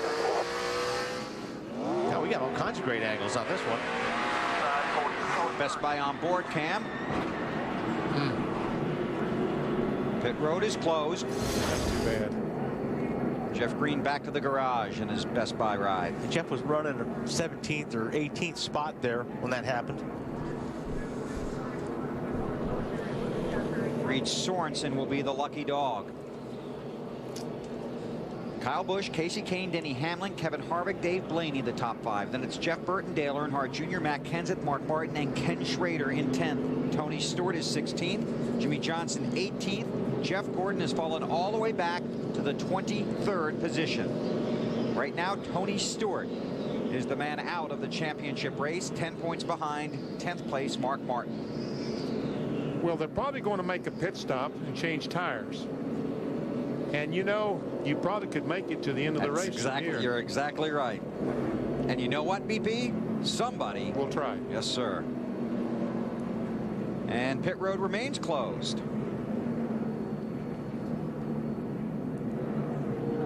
So the field stays out on the track.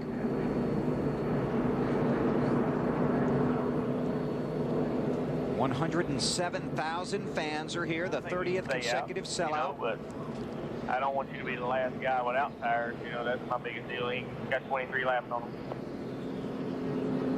How are we on fuel? Nobody can make it. You're like 25 laps short from making it on fuel.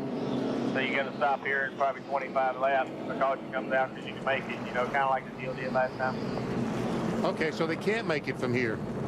The thing is, you'd rather stop under yellow than you would at green. So now's the time to do it. But remember, Kevin Harvick lost the race here in the spring by not pitting. That's right. And Earnhardt Jr. came in, got tires, went back out, won the race. Okay, well, it's open. Pit road is open. Here I come. Here I come. They're all coming down pit road, and Marty, they're coming to you first. Yeah, Bill, you heard the debate with the 8 team as to whether or not they wanted to stop at all. They debated on not coming down pit road because the car just started to come to Junior. Instead, they are going to come down pit road, take on 4 tires here, and take on fuel. Junior did say under that caution, 2 tires would not be a big deal if you want to try it later on. So take the 4 tires here. Alan?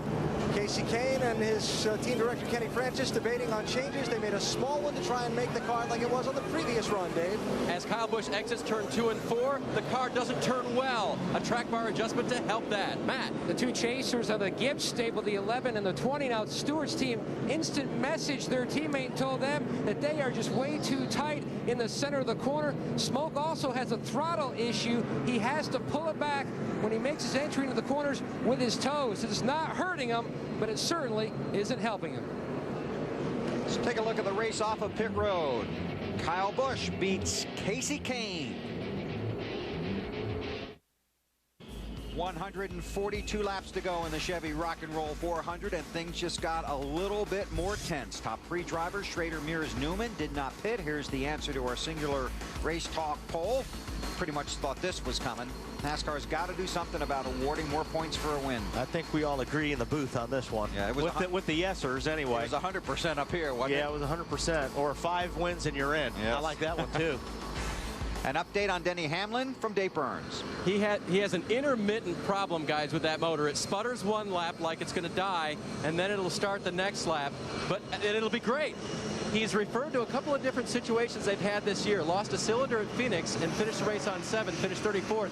But they finished 10th at Indianapolis with a problem they had all day. They thought it was vapor lock, but it ended up being a spark plug. They thought they might have another spark plug issue tonight. So far, they stayed out. Thanks, Dave. They're working on the track here, trying to get all the rubber and the dirt off of it. Then we'll go back to green. We'll be right back. Back at Richmond, the field has gotten the 1 to go signal. Double up down the backstretch. There are 26 cars on the lead lap. Ken Schrader, Casey Mears, Ryan Newman did not pit. As we get ready for the restart at Richmond, Coke invites you to drink it down, start it up.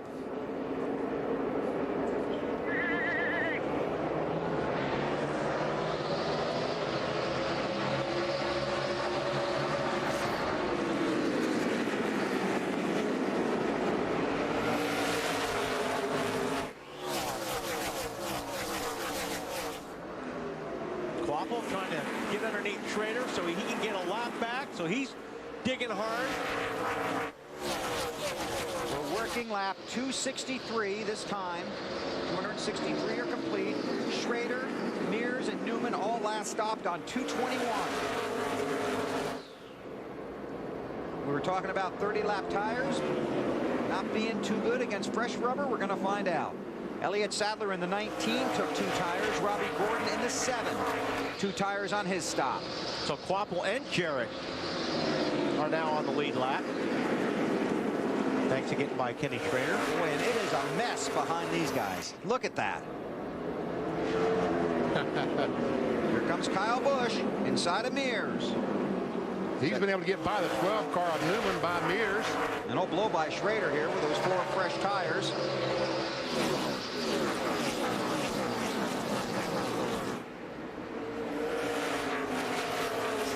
'21-year-old Kyle Busch back to the lead. Tony Stewart runs 19th. Jeff Gordon is in 24th. Right now, Stewart in that 20 car, 11th. 9 points behind Casey Kane.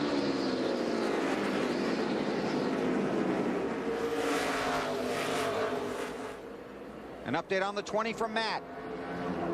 And you're watching Tony Stewart up in the left-hand corner of your screen now. Up on top of his pit box, team manager Jimmy Maycar, as well as engine tuner Jared Egan. They do have some concern just because of the other issues that a couple of the Gibbs cars are experiencing.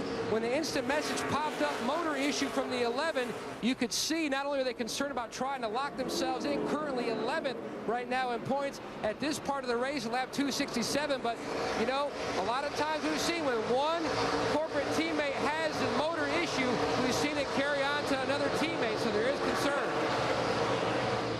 Thank you, Matt. And that's position. Elliott Sadler in that 19 car Ooh, it's ugly here. Oh, my goodness. Oh. Mark Martin in the 6, Denny Hamlin in the 11. Mark just got 9th. Let's get an update on Hamlin from Dave. And Bill, they decided to stay out this time. Competition director Jimmy Maycar was on the line with him. Denny said the sputtering is back and it's bad. And by the way, remind the guys behind me on the restart not to run over me. He got a good restart and so far hasn't said anything. The car appears to be still racy. This is big for points right here. Burton, Hamlin. Kenseth is there. Martin's right in front of him. Right now, Jeff Burton 10th in the championship standings.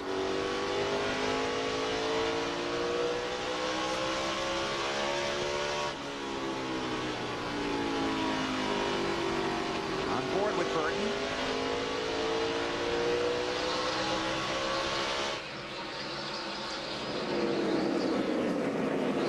Denny Hamlin enjoying an outstanding first full year in the NASCAR Nextel Cup Series.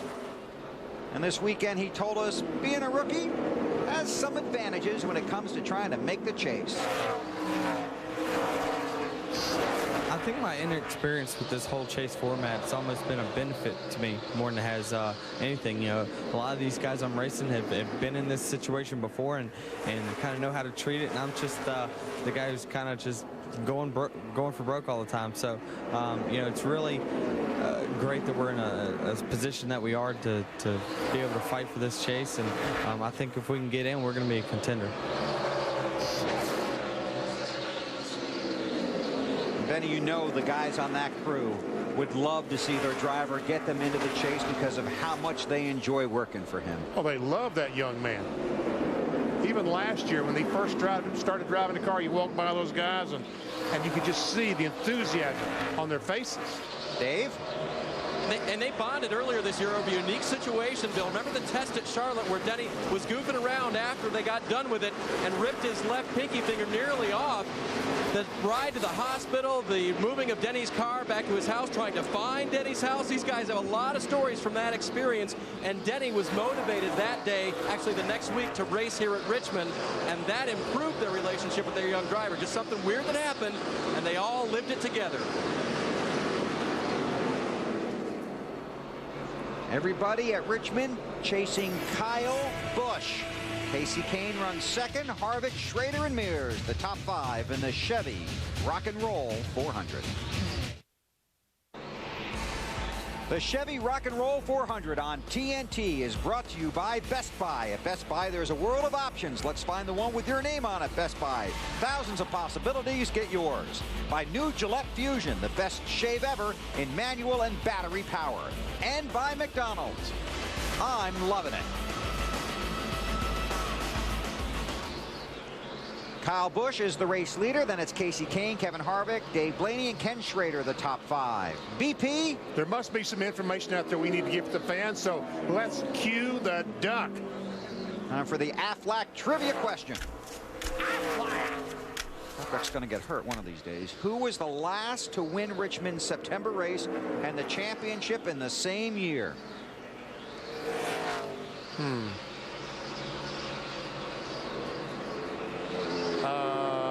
Jeff Gordon. Go back a little bit further. Oh, yeah? Got a guess, Wally? Say Nope, something. I don't. Here it is.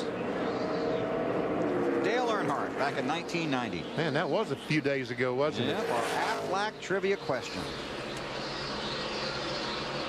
Aflac! Now there's Dale Earnhardt Jr. Got a bumper. Somebody got into him, and he's got some pieces hanging out the back there. Pieces hanging off. Never good. No, it's not good. That's a metal piece, too, sticking out. I think thought he was clear. They went at it for a few laps out there, didn't they? Yeah, they were going at it pretty hard. Were you watching that, Marty? Yeah, they were going at it pretty hard, and for a while, the 12 car was holding up the 8 car. Junior talking on the radio right now about the contact. He asked if the metal was hanging off and NASCAR might say anything about it. The car for Junior gets better the longer they run. Clearly fast and going to the front. They're not too worried about that metal. They're hoping NASCAR's not either. No, but I wouldn't want to run into it right now. That's a radiator killer. Yep. But if somebody hits him again, then he might have trouble with it hanging off. Closing in on the 100 to go mark here at Richmond. Kyle Busch out front by 1.5 seconds over Casey Kane.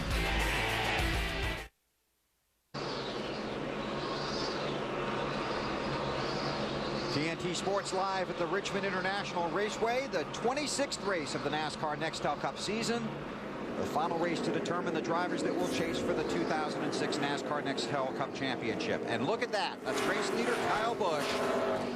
And not good for Jeff Gordon, because Jeff Gordon looks up in his mirror and he's about to get lapped by his teammate Kyle Busch. Matt? Bill, his magic number right now, he has a 48-point cushion over Tony Stewart, who sits back in 11th. The 24 car can lock himself in if he can gain one spot and just hover there for the rest of the night. Meanwhile, it just continues to take a turn for the worse for the 20 of Tony Stewart. Rarely does he talk on the radio unless the car is bad, and he's been doing a lot of talking. The car is so loose on entry, very tight to center, and just gives up so much on exit. He has told Greg Zipadelli that several times. He is formulating his game plan for what could be their final stop and have one last big swing in trying to get this car dialed in so they can get this car in the chase. Right now, they are definitely in the danger zone. Yeah, they're about 3 seconds is all that's between Tony Stewart from being lapped by this guy right here, Kyle Busch in the 5 car. And Stewart is 11th right now, as Matt pointed out. 30 points out of the chase. And Jeff Burton has slid back to the 10th spot. And you know, but we've seen this a lot in the last 4 or 5 races where Burton has been dominant at the first part of the race. And Alan, it seems like when they get down to where it counts, they run into problems. Right now, Wally, they are chasing track conditions. This car has fought a lack of front-end grip all night. And as they've adjusted to try and deal with that, it seems like the pendulum has swung over the top, because now it's the back end that's sliding around on this 31 car. Right now they are still in championship position, but they're back in 10th place, and they could use another pit stop to make some more adjustments on this car to feel a little bit better about things. And Jeff Burton even brought it up himself on the countdown to green about people talking about Indy and Bristol, saying there's more to it than that. But we'll see what happens tonight. You've got to finish strong here, or you might get locked out of the chase for the Nextel Cup Championship.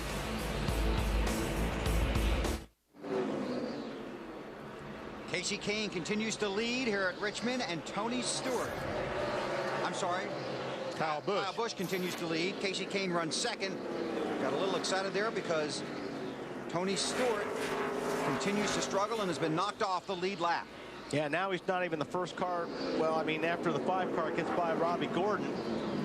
That's the thing about when you get a guy hooked up here at Richmond, you know, they're lapping guys every single lap. And I know Tony Stewart wants to stay in the bumper of that 5 in case the yellow comes out. But he's already lost that opportunity being the lucky dog. The yellow comes out right to second. Because Robbie Gordon just fell off the lead lap. So it's Kyle Busch, Casey Kane, Kevin Harvick, Dave Blaney, Earnhardt Jr., the top 5. Oh, a little bit of contact there between the 5 and 99. Oh, Robbie Gordon gets sideways, turning down to avoid the 99, getting off the 4. Stewart gets trapped in there behind Robbie. Now Stewart needs to get by Robbie. And he knows that. Yes.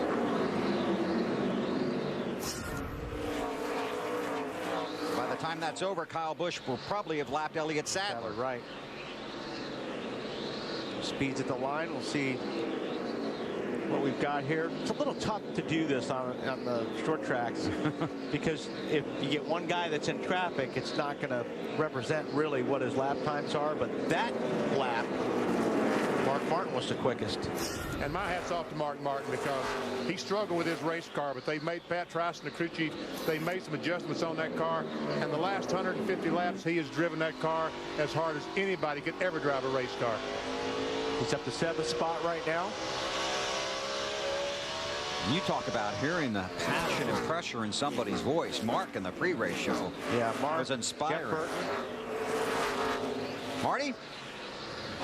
Well, somewhere in this mix is Mark Martin. There he is, Bill, and he's asked several times about Tony Stewart. They did just inform him that Stewart went a lap down. Pat Tryson has made several aggressive changes to the 6 car, and they've made it better. Several changes to make the car looser. The track seems to be getting looser as well. Mark said, I don't know if I can stand to be much looser than I am right now, but let's do it. One more step, a pound out of both left side tires. Pat said, that's as low as we can go on those left side tires, but we'll do it if you think that's the way the track is going.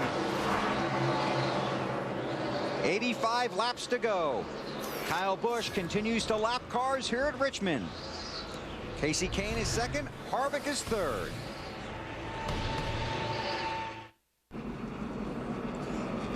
Under caution here at Richmond. Pit road is closed. Jimmy Johnson was involved just a moment ago. See, Reed Sorensen in the 41 just slips up the racetrack a little bit, gets in the left rear of the 48 car, and around he goes. And Wally, for the second time, he's spun and hasn't hit the wall. Yeah. Very, very lucky.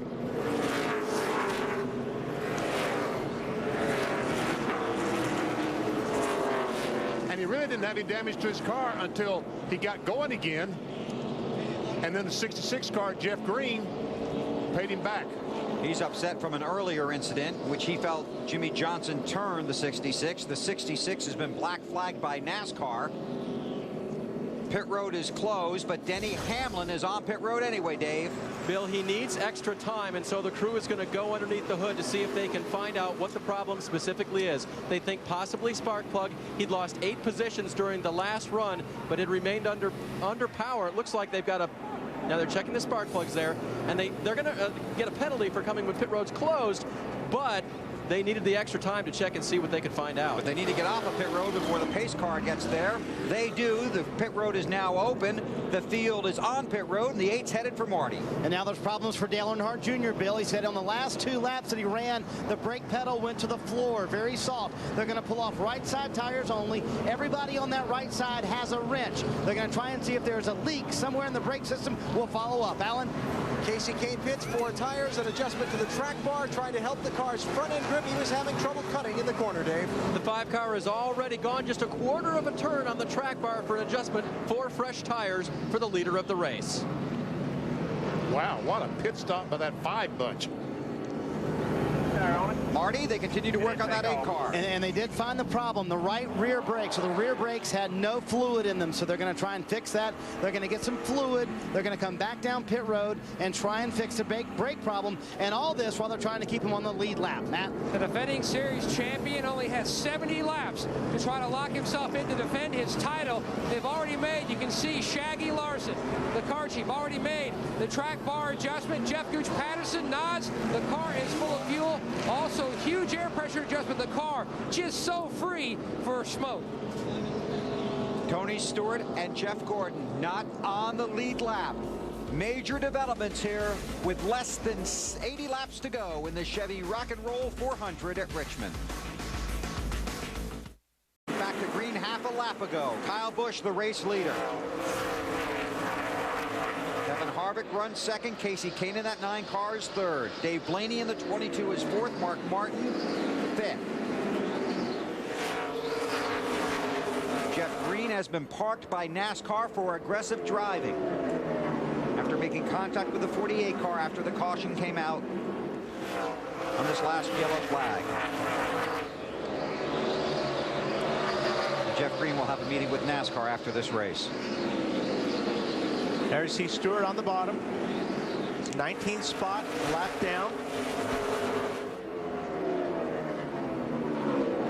Where is the 8? Earnhardt Jr. back in 16th. Marty, he's the last car on the lead lap.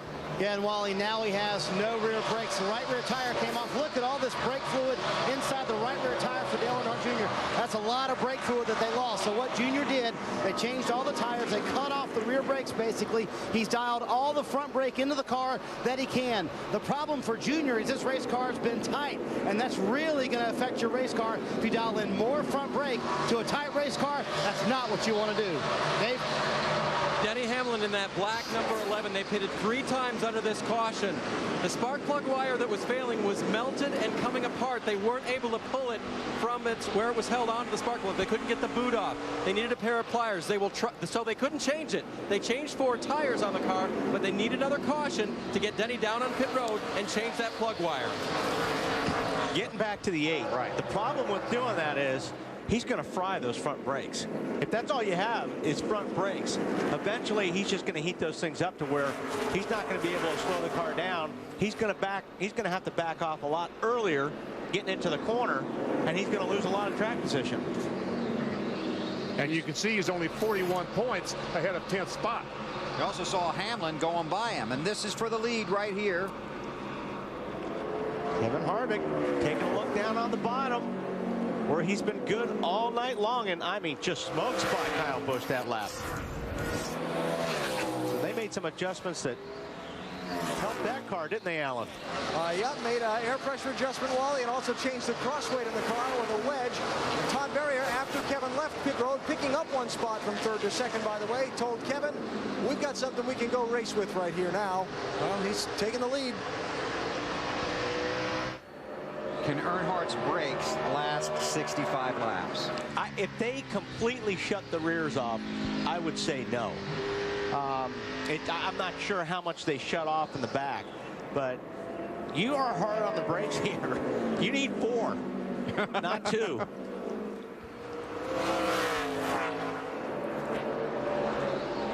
Jeff Gordon in that 24 car runs 29th. An update from Matt. Shocking run by the 4-time series champion, just inside the top 30 now. Gordon, they just cannot find the sweet spot of the handling for the car tonight. They go back and forth between being too free on exit or too tight in the center, but there is huge concern in the 24 pit about making this chase. Here's the simple way to look at the points. I'm going to give you the simple way. We just need to keep that 20 as close inside as we can keep it, buddy, and we're going to be good. That 11's got the hood up down there. He's got motor, plug wire, something. They're fixing it. Our deal right now is the 20. We got a little cushion on that 20, so I know it isn't good. I'm not going to pretend it is, man. Just do the best you can. It's going to be about 70 to go. Keep that 20 inside the best you can. He floats between 25 and 33-point cushion in the car they keep talking about. Tony Stewart, he is all the way up in the 19th position. Neither Stewart or Gordon has led a lap to pick up those bonus points here tonight in the battle for the lead up front. Harvick in the 29 and the 5 of Kyle Busch. We talked about it at California. Jeff Gordon wanted to clinch there because at Richmond he has not run well in the last 5 races here. That's 2,000 laps. Jeff Gordon has led just 22 of those 2,000 laps, and as Matt said, he has not led tonight. Kevin Harvick is the race leader, but Kyle Busch is all over him. Boy, he drove that thing in deep, Kyle Busch did.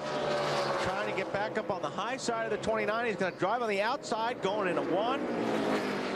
I think Harvick is just going to let him have that for now. So the Bare Naked Ladies run 2nd on the racetrack. Wally's favorite group, Kyle Busch, the race leader at Richmond. 60 to go. Kevin Harvick won the Busch race here last night. The last 2 weeks, the guy that won the Busch race won the Cup race. Kenseth at Bristol, Kane at California. Harvick right now runs 2nd in this race. He's locked into the chase for the Nextel Cup, and he's got a huge lead in the Busch Series Championship standings. And he's about to take the lead away from Kyle Busch. You think? He's going to try. He's been trying for about 3 or 4 laps, hasn't he?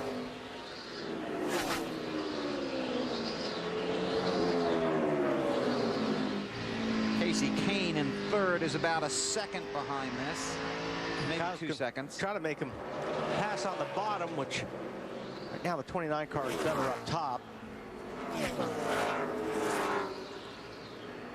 Allen?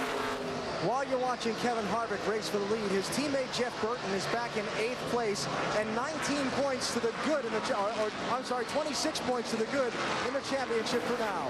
Todd Berrier, Harvick's crew chief, told me earlier today that if Jeff Burton needed 5 or 4 points that a position from Harvick would give him late in this race, the 29 car would give up even the race lead and drop back behind Burton in the closing laps to make sure he's in the championship. Berrier told me the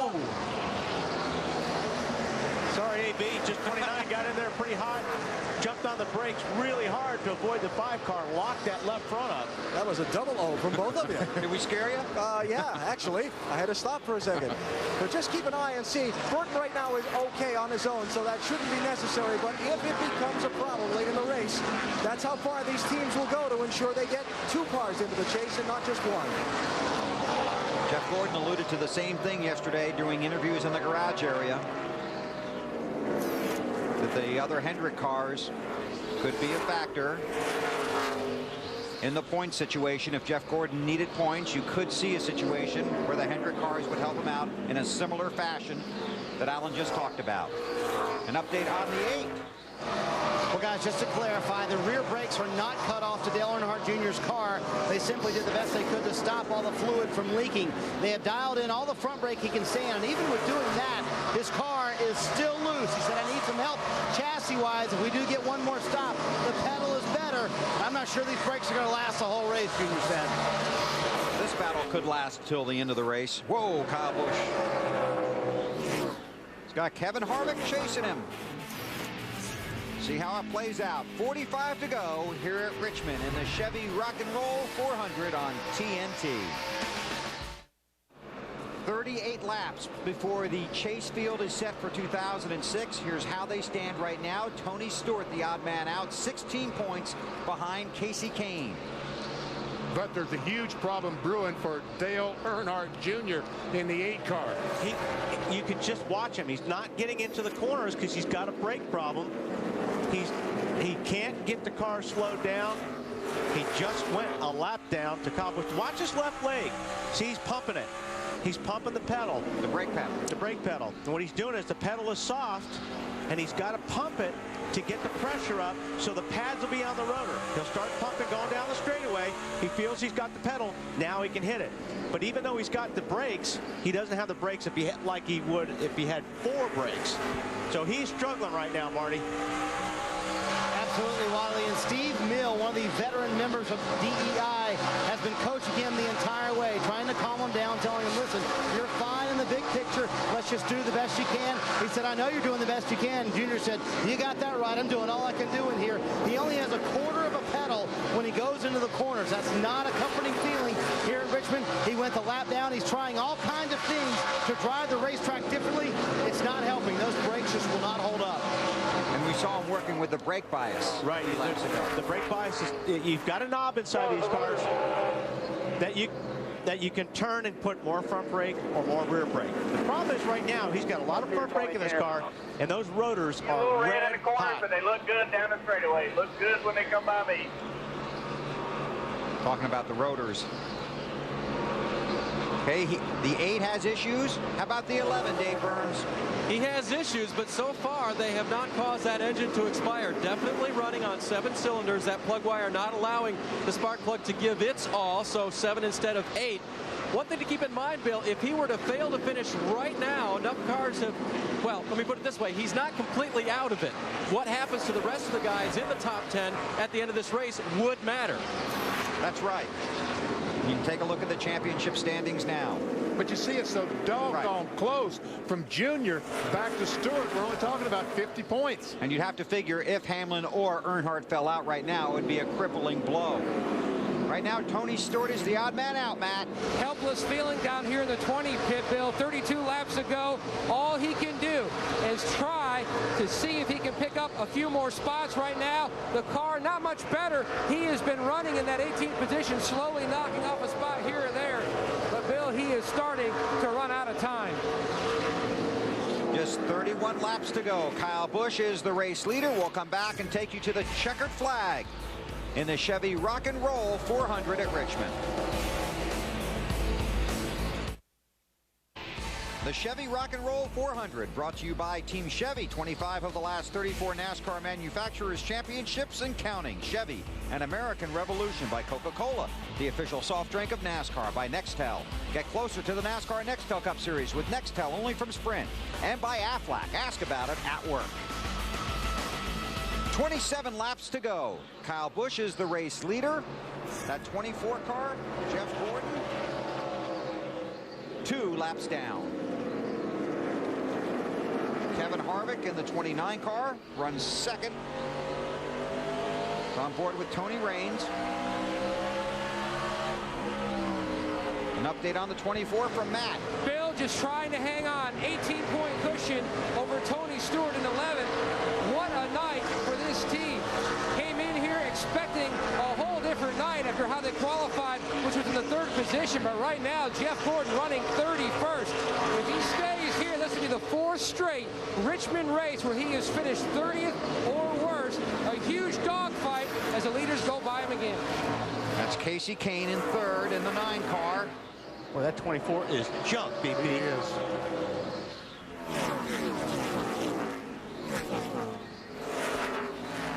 You know, back in July, they took the 24 car up to Milwaukee and tested there what they felt like might help them here at this racetrack. Looks like it helped Kyle Busch. Yes, it did. Mark Martin. 6 car runs 6th, Marty. And Bill, things are starting to look good for Mark Martin in terms of the chase for the Nextel Cup. On that last stop, once again, they took a big swing at the chassis, making it even looser. But even during this run, Mark has not said a word for the last 60 laps. They've been asking questions, no response. We're not sure if he's tired, frustrated, or just ready for this thing to be over with. But no matter what, Mark has not said a word to his race team in 60-some laps. Dave? Marty, when you're having trouble with your race car, you look to all directions, including maybe the leader of the race, not to punt you out of the way. Kyle Busch getting ready to go by Denny Hamlin there. But you also look back to any other factors that might help you. And yes, Mary Lou, his mom, Mary Lou Hamlin, fingers still crossed. Please, motor, hang on, get my boy into the chase. Tough enough on the teams. I can't imagine what it's like for a mom. Going back to Mark Martin. He can hear him, but he ain't listening. Yeah, he is so focused right now. He does not want to talk to anybody. Oh! I thought that Kyle Busch was going up the hill and going to make contact with the 11, but I was with you on that ride, Benny. Wiser heads prevailed. Tony Stewart runs in 18th. Matt? Bill still 16 points out of making it into the chase, running in the 11th spot in the points, but he is still 18th on the racetrack, 1 lap down. And when you armchair quarterback this season, all you have to do is go back to May and the first part of June when he hit that huge slide, lost a lot of points and a lot of positions. He's fought himself back into the race, but it looks like as the clock is winding down on his chances for back-to-back championships, 19 laps to go, it is not looking good for Stewart. He basically need to pick up 5 positions either way, whether it's Casey Kane losing a couple and Tony gaining some, but it's basically 5 positions right now. But the problem is he's been losing positions. Right. Kyle Busch. That tells you a lot right there. Has obviously clinched the bonus points for leading the most laps. Out front, 21 years old, trying to make his way into the chase for the first time. He's very humble in the garage yesterday. He said it's not the driver this season. It's been all team, all Hendrick Motorsports. That's what's gotten the 5 car up front. Dave? And that race car came off the truck very fast this weekend. They tried some big changes, some different ideas to try to make it better. It never responded. Kyle says, well, let's put it back the way it was, because that was pretty darn good. And yes, it is. You're not kidding. BP, I can't imagine. It's great to have a car like that, isn't it? It is. And it only happens a few times in your life. Nope. But you know what? He hasn't run off and left Kevin Harvick. That 29 car is lurking back there, just 3 or 4 car lengths behind. Yep. There's Jeff Gordon back in the 31st position. About to lose another spot to Nemechek. That's right. Nemechek, he will take, I think he took that spot earlier. Gordon got him. Nemechek's coming back for it. This is 2 laps off the pace. That tells you 2 things. The 24 car isn't that good, and the 5 car is that good.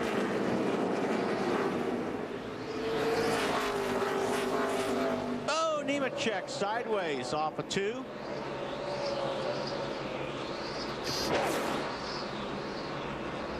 Matt? Bill, Steve Letarte told his driver, Jeff Gordon, the 01 is is for position. Gordon says, my brakes are completely cooked. I'm just holding on. Right now, Gordon running in the 31st position. So 13 laps to go. Gordon has a brake issue. Earnhardt Jr. has a brake issue. The 11 of Hamlin has a motor issue, running on just 7 cylinders. Update on the 8 from Marty. He's doing the best he can, Bill. He's currently in 16th. He just asked Steve Mill and Tony Erie Jr., if I stay right here, am I okay big picture? They said yes. He said, are you sure? They said yes, you'll be fine. Don't worry about the big picture. No matter what happens, you're going to be okay. He said, good, because I'm exhausted. Well, don't you know he is exhausted? Not only the physical strain that he's under, but also the mental strain that he's putting himself through in trying to worry about making the chase for the NASCAR Nextel Cup. These guys are going to be different people going into lap because they're going to be so relieved after tonight that this thing is over. And like I said, I've been saying, this is harder than the championship itself. Making the chase is tougher. 10 to go. And you go back to what Mark Martin said here 2 years ago after he made the chase for the first time. Said, this is the hardest thing I've ever had to do. And that was the year Mark came from back in the pack at midpoint in the season. Got his way into the chase. Casey Kane runs third. Alan, he might be racing his way into this thing. Oh, but there's so much tension down here in this 9 pit, Bill. Every time we flash those graphics up on screen showing those points, it gets a reaction on this pit box. They know they're in good shape now. Kenny Francis, the team director, keeps radioing Casey with his lap times, telling him you're okay, giving him the car lengths behind. To Dave Blaney, the next one to challenge him for positions, telling him we're good, we're good, we're good. They're hoping these last 8 laps go without any kind of a hiccup, and they'll have raced their way in barely. Tell you what, if they do, they have earned it. Something to think about. J.J. Yaley, a Gibbs car, runs 13th. That's 5 positions ahead of Stewart. And Hamlin has his own problem. He's in 15th. 3 positions ahead of Tony. Is that enough? No. No, he's got to have about 5.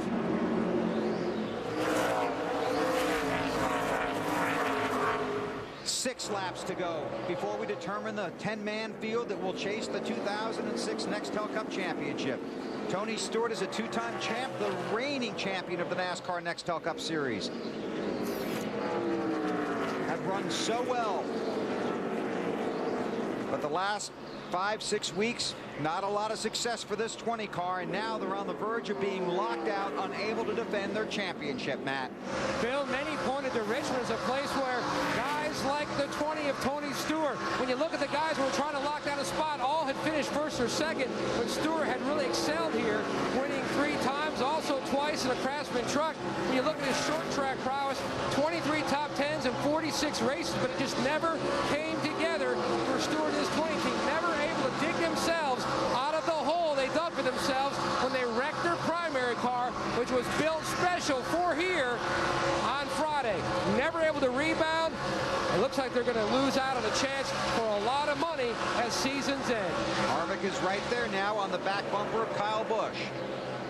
And you talk about Stewart, you go back to the start of the season, 43rd at California, was 42nd at Charlotte with that hard crash, 41st at Michigan, 28th at Sonoma. Tell you what, these guys are coming up on traffic right now. Kyle Busch is behind McMurray, and Harvick is just ready.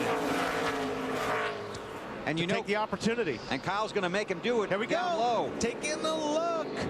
Harvick can't get down there because the 25 of Vickers is down there, so he's got to wait until they clear this traffic.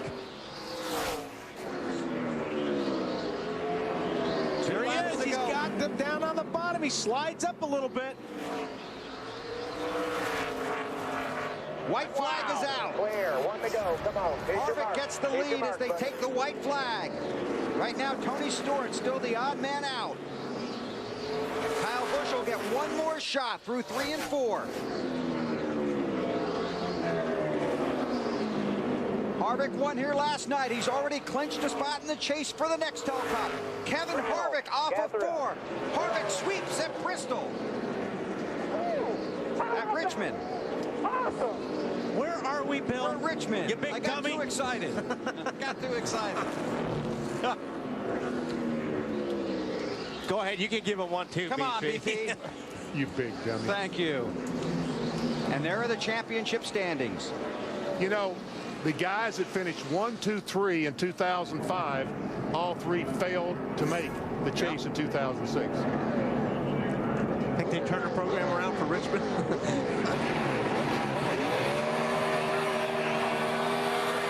Think he's happy? Yes, he's happy. He's happy as a bare naked lady. And he's going to ruin Richard Childress's engine, but I don't think he much cares. I don't think Richard cares.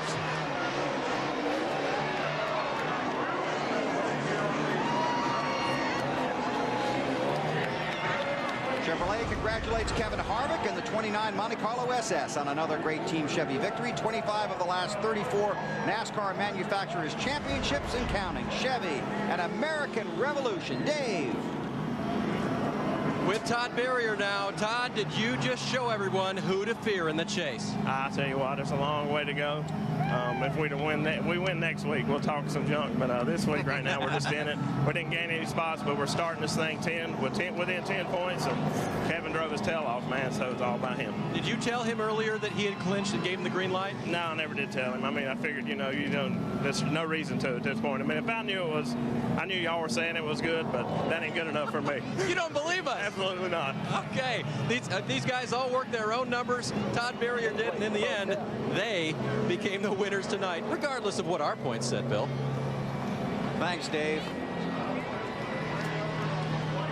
Kevin Harvick celebrates here at Richmond, and he takes Richard Childress Racing back into the chase for the Nextel Cup Championship, the first Childress car.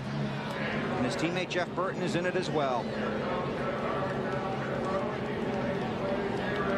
Casey Kane got the 10th spot. Kane was in 3rd place following the race in Sonoma, then 6 finishes of 22nd or worse dropped him to 11th. He has 3 top 4s in the last 4 races, and got him back into the top 10 and into the chase. Matt. Well, Bill, Tony Stewart has climbed from his race car. And, Tony, you go back to Friday, 5 minutes into practice. Did that set the tone for the weekend? Well, I don't think so. I mean, it takes 26 weeks to get to this point, but we just missed tonight. I mean, we couldn't get it to turn in the center, and all we did was, make it loose in and on the exit. But I'm still proud of this Home Depot team. They've done a great job. We still got 10 more races to go out and try to win. Just, wish the guys that made the top 10 good luck this year. Can you describe the shot? Because I know a lot of people, when the season began, they felt like you were going to be the guy to go for back-to-back championships, and just the way this season has been a roller coaster.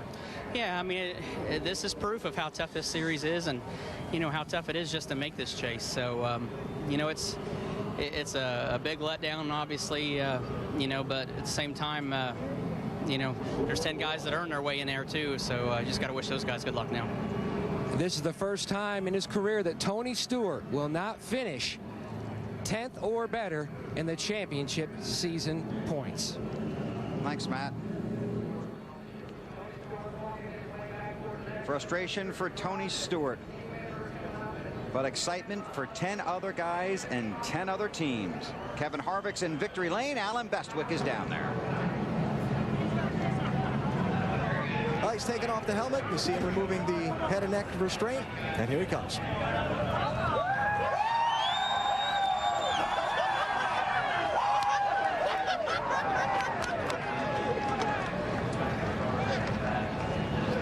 A little happy here. Kevin, congratulations. You rode behind Kyle Busch for the longest time. Did you have the ability to pass him and were just riding, or did you just get to him in those last couple laps? Well, Todd came on the radio and said, hey, man, try some rear brake. I put 5 rounds of rear brake in it and just started sliding it into the corner, and I don't know, it just all of a sudden started going good, and I found a little groove there. I could kind of pitch it in there and gas it straight up off the corner, and GM Goodman Chevrolet was awesome. So it's, I told you that's how you control your own destiny, is to win the race, and that's what we came here to do, and we did it. Tell me about the actual move when you got to him. It's hard to clear someone here. Did you think you had him cleared when you finally did? Well, I mean, I really didn't know. I saw him in the mirror, and I saw the side of his car and saw half of his car, so I was going straight, so it didn't matter. I was coming up with 2 or 3 laps to go, so it was awesome. Getting congratulations from Richard Childress. Yeah, good job. I got into him once down here, and I really didn't want to pass him like that, and I was able to get by clean down here. So what a night. GM Goodwrench, Snap-on, all these people, SKF, Emerson, Sherwin-Williams, GM Card, Team Realtree, Reese's, Sylvania, everybody that helps us on this cars, we appreciate it.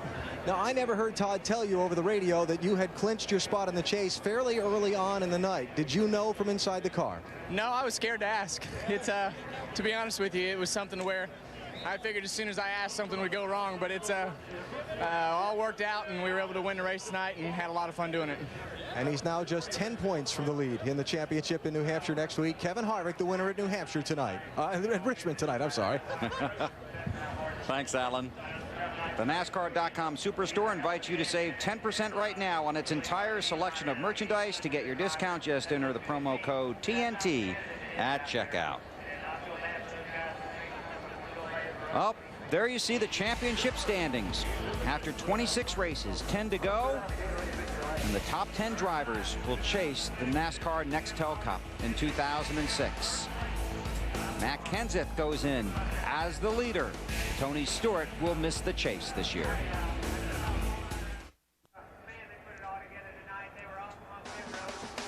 Car owner Ray Evernham. 2 years ago, he got Jeremy Mayfield into the chase with a win here at Richmond. Tonight, Casey Kane finishes third and races his way into the chase.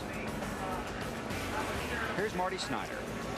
And Bill, he is the man of the hour. Casey Kane, as you said, finishes third, makes his way into the chase for the Nextel Cup. Are you just glad it's over, Casey? I'm just relieved. You know, I had so many things to think about if I didn't make it, and to make it is huge for myself, for Dodge, all the Dodge dealers, the UAW, and just my whole team. They did an awesome job. I'm glad I have Elliott Sadler and Scott Riggs as teammates, and just Ray Evernham, everybody at Evernham Motorsports, the engines, the guys building these cars did an awesome job all week long preparing, and couldn't be happier. Pretty excited. At some point, you had to realize, man, I've got a fast race car tonight. Did you ever allow yourself to go and race, or were you always thinking about points? No, I raced the entire race. So about 15 to go, I knew I was not going to get second and going to hold on for third. I just took it easy and made sure I didn't do anything stupid and bring the car home in one piece. And you know, after that, it was just all about bringing it home, getting in the top 10. We were able to do that, and just want to thank Allstate Insurance, Valvoline, Siemens, a lot of the people that help us out. This is big for Evernham Motorsports to get in the chase again. It's good to see you smile. I don't think I've seen you smile for 3 weeks. I've been nervous. All right, he's in, Dave. And so is Kyle Busch. Improved his position going into the chase by 1, but lost the race. How are you feeling? I feel like Kevin Harvick did here in the spring. Remember that? He was pretty dejected and pretty upset, and our car was so awesome tonight. We should have won that race, and we gave it up on the last lap. So just a shame for the way we ran tonight, but overall a great night for us, you know, to be able to lead that many laps and come home second with the Kellogg Chevrolet. That was pretty good. So, you know, this was Twisted Sister tonight. Everybody watch out for the Punisher next weekend. Those are the names of his cars, by the way, Twisted Sister and the Punisher. You had asked, when does the 29 car fall off, when he was racing you at the first part of that run. Did that change the way you were running at all? No, it didn't change the way I was running. I was just hoping that he'd fall off because I knew our car was better the more we went. But that run there was the tightest we'd been all night pretty much. We kind of kept adjusting to it, loosening it up for the center. And we even adjusted onto that run to try to loosen it up a little bit just in case, because we knew it was going to be a long run. And it was just a shame it got too tight there. But, you know, I think he was playing possum with us all night. I think he was just hanging out, knowing that he had a great race car, and was just kind of letting everybody go show their stuff and wear it out. And I guess we did that, and he was able to prevail. The good news is you got 10 more races to feel like Kevin Harvick does tonight. Good luck. To Matt. Dave, a lot of debriefing around the 24 car with four-time champion Jeff Gordon.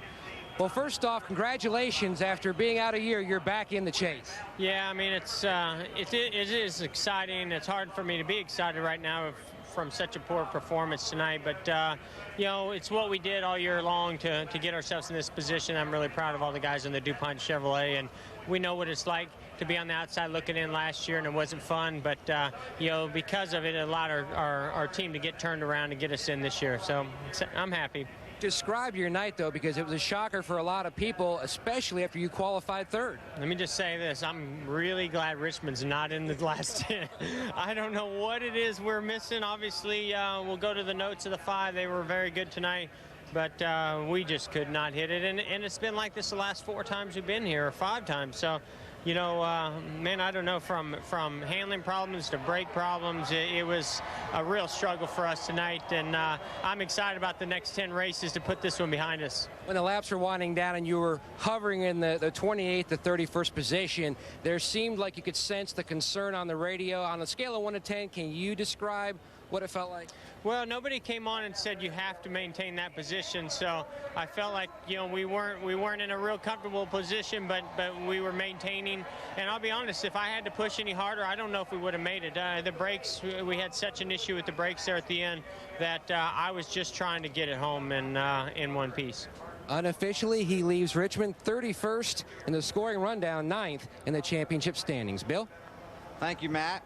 And up here we have Gordon 8th in the championship standings, but of course that'll all play out here. We'll get the official numbers shortly. So big night for these guys that have made the chase. And Benny, I know you're looking forward to these next 10 races. You've got to take off here because you're going to get home tonight, but exciting night. A very exciting night. And I mean, how much better can you get? You have a pass for the lead on the last lap, right, and Casey King races his way into the chase for the Nextel Cup. I mean, how much better can he get? And you get a feel for what you're going to see. Obviously, you and I have talked, and Wally, you too. BP, we talked about Kenseth.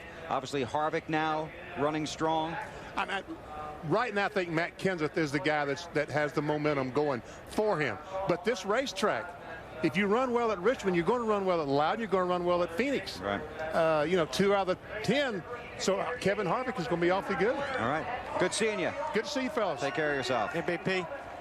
We'll be here for another hour, a complete post-race wrap-up from Richmond, Virginia. Kevin Harvick won the Busch race on Saturday.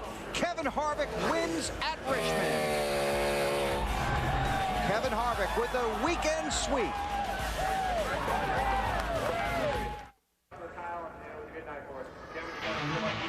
TNT Sports live in Richmond, Virginia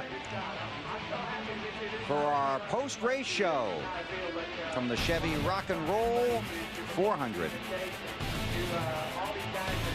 Let's go down to Alan Bestway. Well, I know Kevin Harvick's pretty happy that he won the race tonight, but there may not be a happier guy on the grounds than Mark Martin, who maybe happy's not the word, relieved more the word, Mark? I'm relieved, man. I just want to thank all the fans out there for all the 19 years, but especially for this year. The overwhelming support that you guys have given me has been fantastic, and I can't describe what it means to me. It was a great night for our AAA Fusion team. Pat Tryson and all the guys on pit road really redeemed themselves for sure. And I got up on the wheel, and halfway through the race, I really thought we were done for. And we made one last little adjustment that I never dreamed would have made any difference. 2 runs to go, and it set the car on fire. And you know, it's just I hate it so bad for such a great champion. And one of probably the greatest driver of this era, Tony Stewart, didn't make the chase, but somebody wasn't going to make it that deserved to be in it. And, you know, we're glad to be in. When the car got hooked up and took off, was there ever a point in this night where you felt comfortable we're going to be okay? Yeah, it got to looking really good there with about 30 to go, but, you know, a caution changes everything. And, you know, these cautions are just horrible nightmares with double foul restarts and people gouging, and it can all go up in smoke on one of these crazy restarts, man. And my car had not been good on the long runs earlier in the night.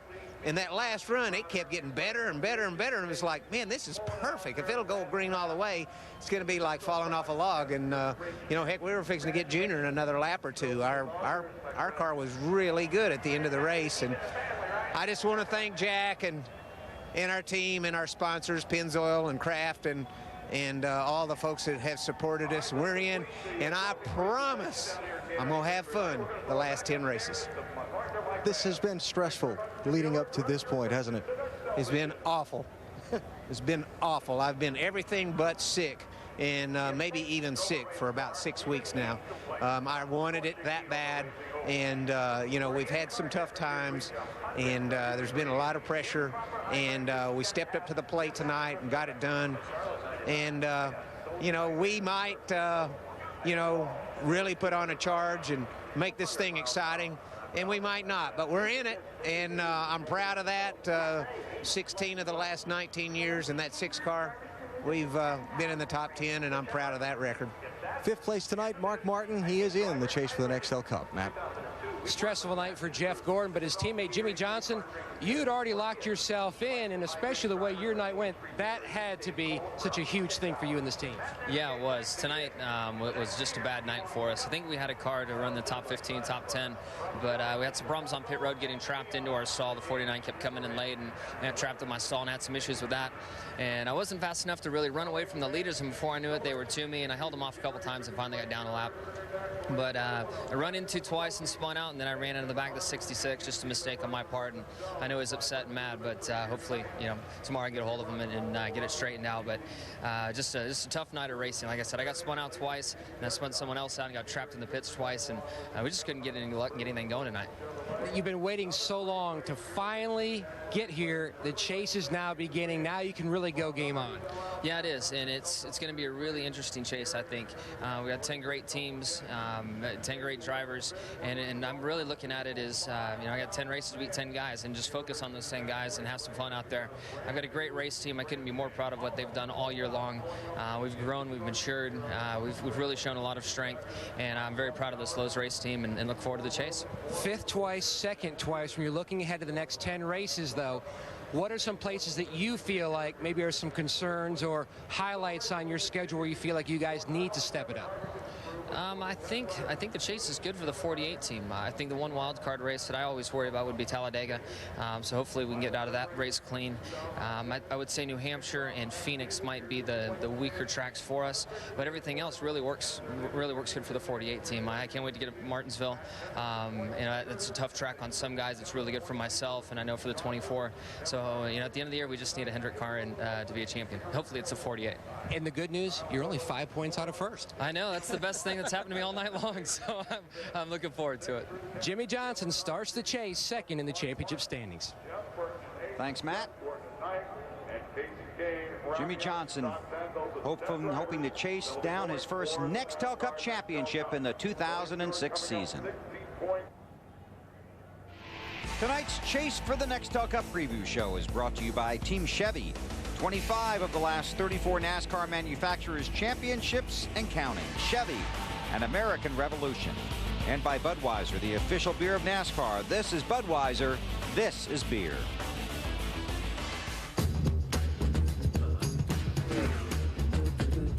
In his first ever visit here, Denny Hamlin is going to win the Pocono 500. Denny Hamlin, for his 2nd career win, he sweeps at Pocono.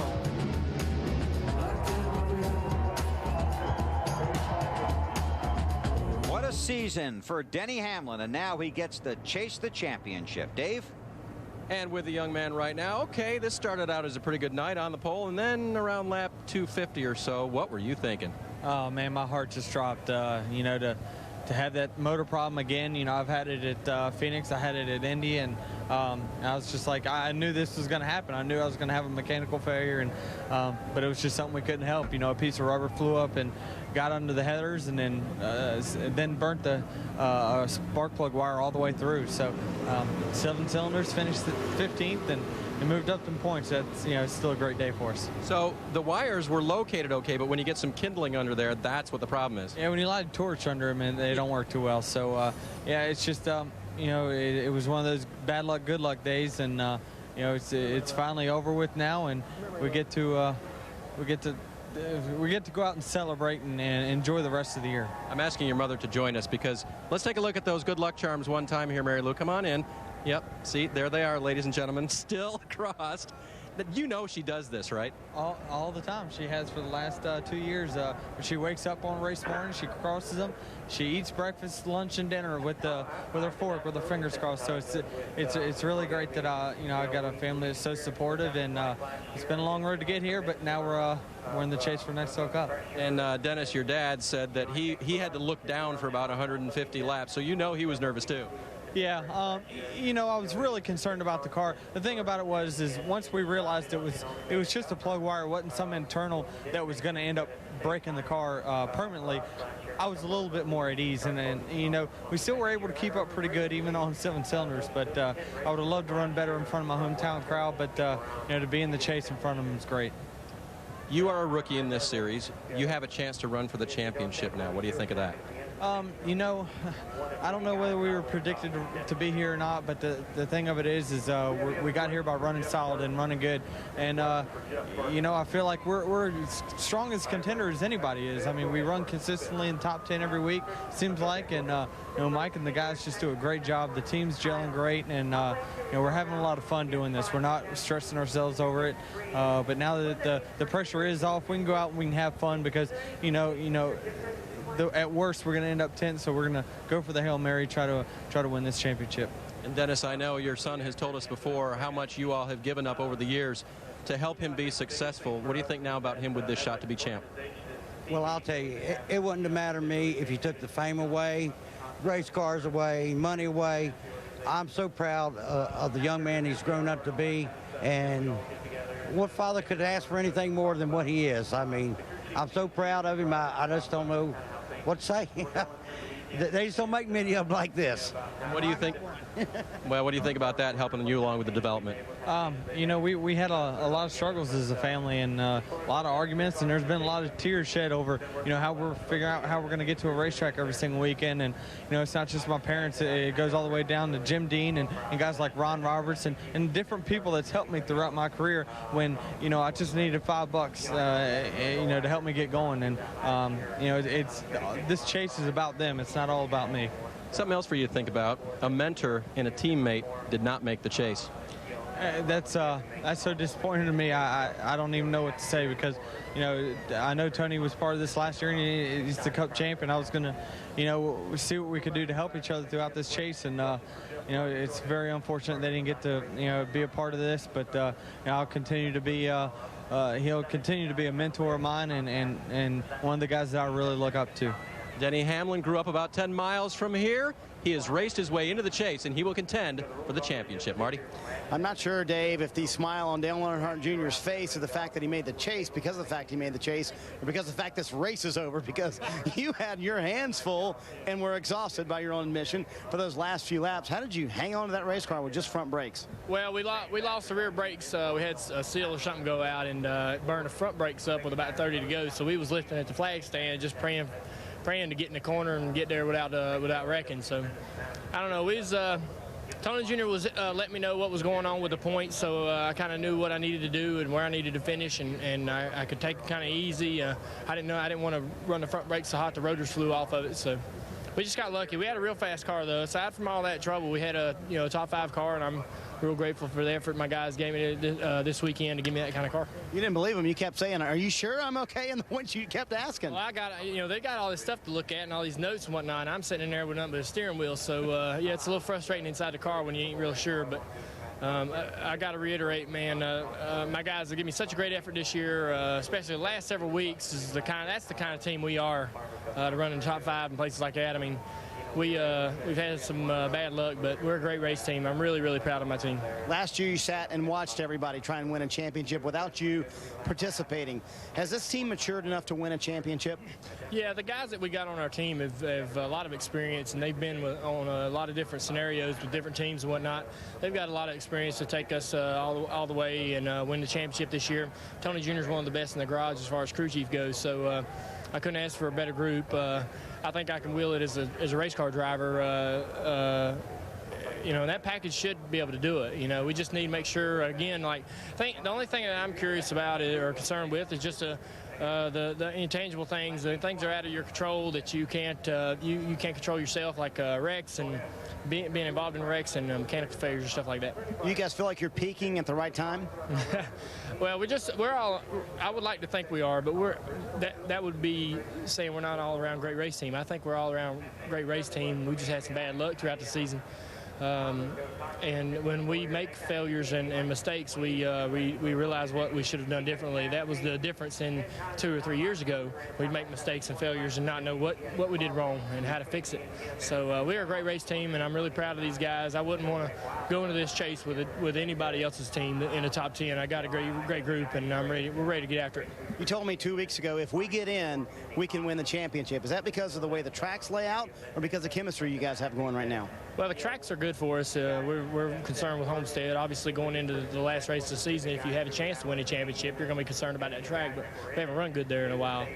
We seem to have remedied the 2-mile oval problems we've had in the past, and we'll see what we can do when we get there. But I think this team can win a championship. We should have won it in 04. We made some mistakes. I made some mistakes.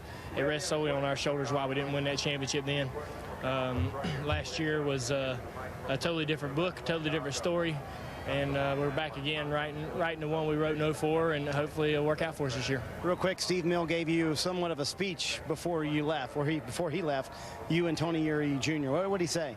Well, he's a huge part of my career, especially lately as a driver. He really has that knowledge and experience to where when you get in a situation, he can come up and give you 2 sentences, a few words, and set everything straight and clear your mind and point you in the right direction. That's one of his real talents, and he just knows that he knows what the situation is between me and Tony Jr. and wants us to realize our opportunity here, and wants us to seize it.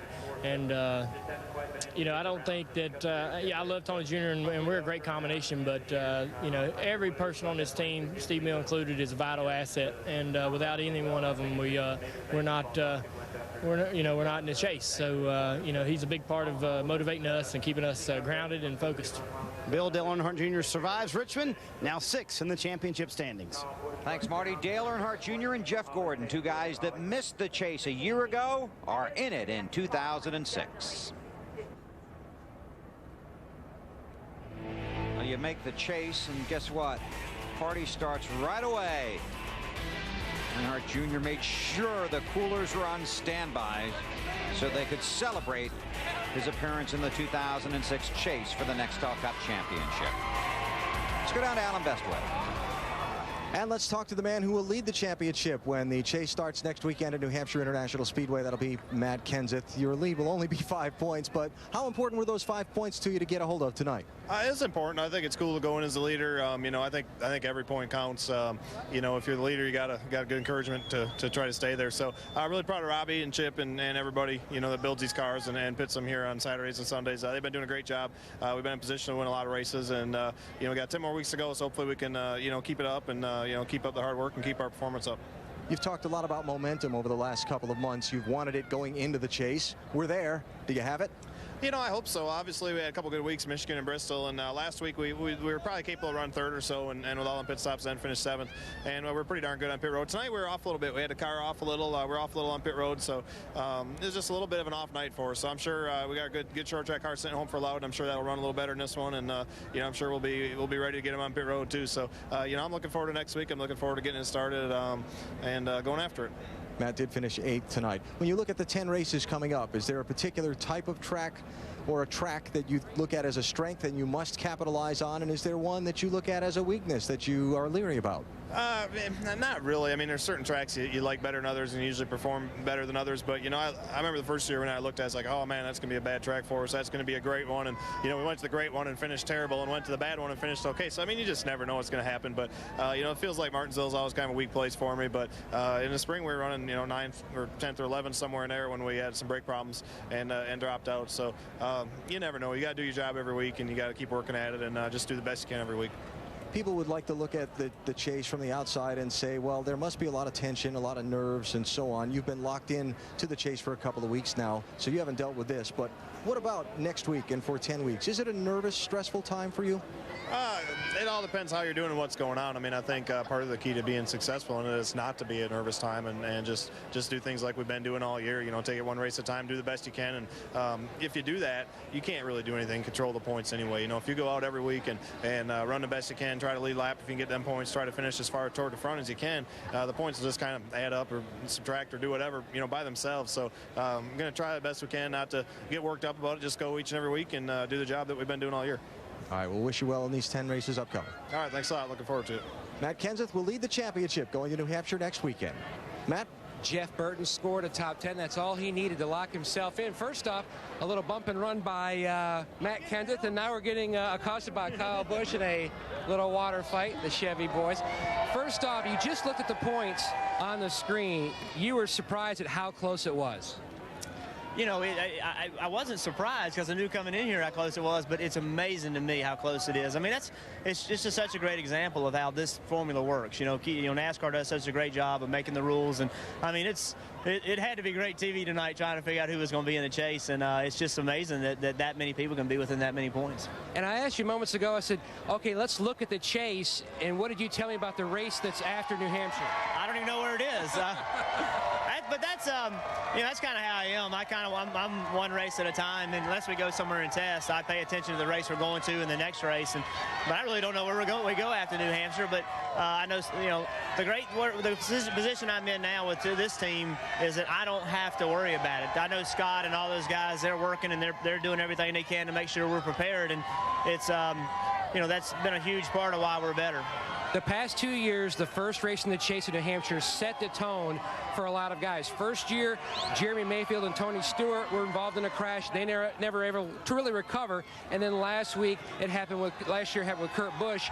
You have a lot of success there. Excited about your past history there? Yeah, we ran real well there in the spring. I sped on pit road and got us in trouble. But you know, it's now where we are is who can do the best job over 10 races. And certainly because it's only 10 races, each race is very important. So with us, what we're going to do is we're going to go to every race and pay attention to that one race, and that's all we can do is just try to do the best we can each and every week. But you have to pay attention to each race. New Hampshire is a great racetrack. I love going there, and hopefully we can get off to a good start. How huge to not only have one Childress car in, but now you have a teammate, you and Harvick can try to work together, planning ahead that the 10 races, maybe some different things? Well, I think it's really good, obviously, for both of us to be in. We worked exceptionally well together, and the 07 too. The 07 has a lot to do with why we're both in here. They've contributed a great deal to this effort. So, you know, I think that the key to this deal is teamwork. You've got to be able to work well together. Listen, Harvick and those guys are on a roll. I mean, those guys are going to be hard to beat, and we got to step ours up just a little bit to keep up with those guys because those guys are on a roll. But you know, it feels really good to be part of RCR, to be able to, you know, go from where we were a year ago to where we are today is a pretty big jump. Now, what we got to do is not lose focus and not forget about next year too, and that's really easy to happen when you've got 2/3 of your team racing for a championship. It's very easy to let next year slide, and we can't do that. 173 races without a win. Are you going to have to go to victory lane in the next 10 races to win the championship? Just to be clear, I've been trying to win. Okay, I have not. I've been trying, and all I can tell you is I think that we're, you know, what I've seen the first 2 years is you got to run well, and you got to put yourself in position over and over and over. You might not have to win, but you got to be in position to win a lot. If you don't, then I don't think you can pull it off. So, do you have to win? No. Do you need to be good enough to win? Without a doubt. And if he does go to victory lane and then also go on and score the championship, he'll be only the second Virginian to pull off a NASCAR Cup Series championship. Bill? Thank you, Matt. Jeff Burton celebrating his way into the chase. 47-year-old Mark Martin was a star in the ASA Series. He won his first ASA race on August 19, 1978. It was the Red Bud 300 at Anderson Speedway. He led 15 laps and won $2,375. Now he's chasing $5 million. Well, you need a new scorecard for the last 10 races. Here are the championship standings for the 10 drivers in the chase for the Nextel Cup. They reset after race 26. Matt Kenseth is the championship leader by 5 points over Jimmy Johnson. It goes back 5 points for each position, back to Casey Kane in 10th, 45 points out of the lead. Dave?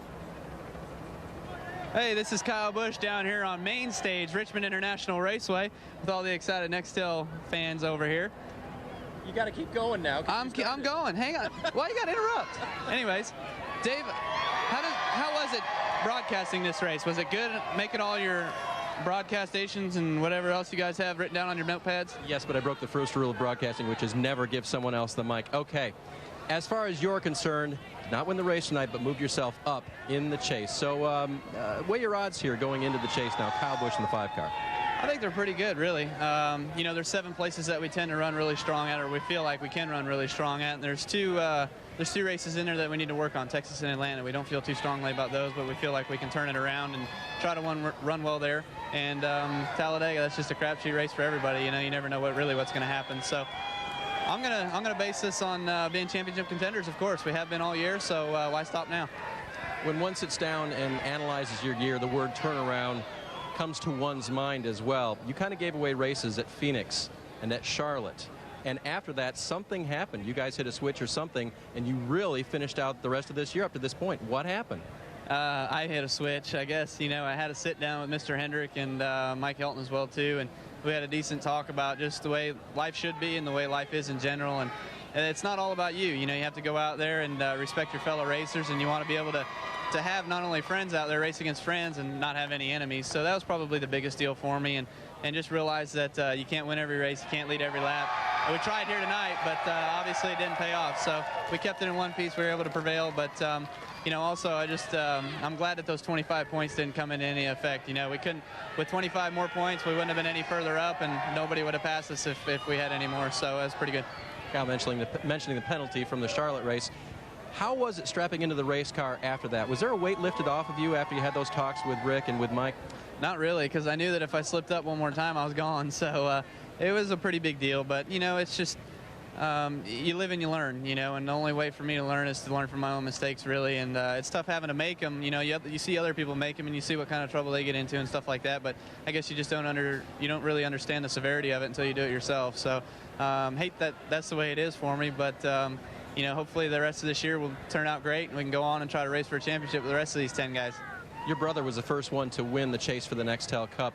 Any advice come your way yet, or has he been kind of waiting until you were actually in? I hope he's actually been waiting until I've been in, because I haven't heard anything yet. But you know, today is a little bit nerve-wracking getting in the car, and once you started racing, you know, it was pretty good. And once I knew we had a great race car, it was even easier. But to be able to come out of here with a second place finish and to go on to next week at Loudon, where we feel like we can run strong. Hopefully we don't do what Kurt had happen to him last year there and get spun out early in the going and have a bad race for him. But we're looking forward to it, man. It's all we can do in order to keep this Kellogg Chevrolet up front.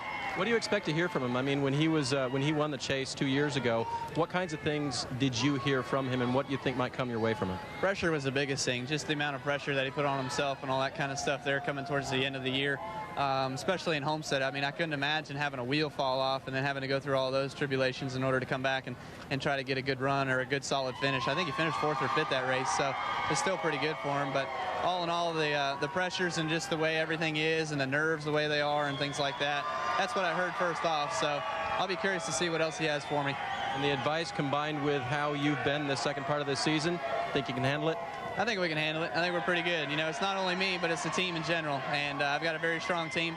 They're competitive enough, they're determined enough where they want to go out there and take it to everybody and show who the big guys are. And they are more on KB's side than ever, Bill. Thank you, Dave. At Charlotte in May, Kyle entered the racing surface without authorization and threw an object at another competitor. That was Casey Mears. He was heavily fined, penalized 25 championship points, and put on probation until December 31st. Since that moment, he has really matured as a driver and harnessed his emotions. Jimmy Johnson and Dale Earnhardt Jr. sharing a handshake. Then the race begins next week.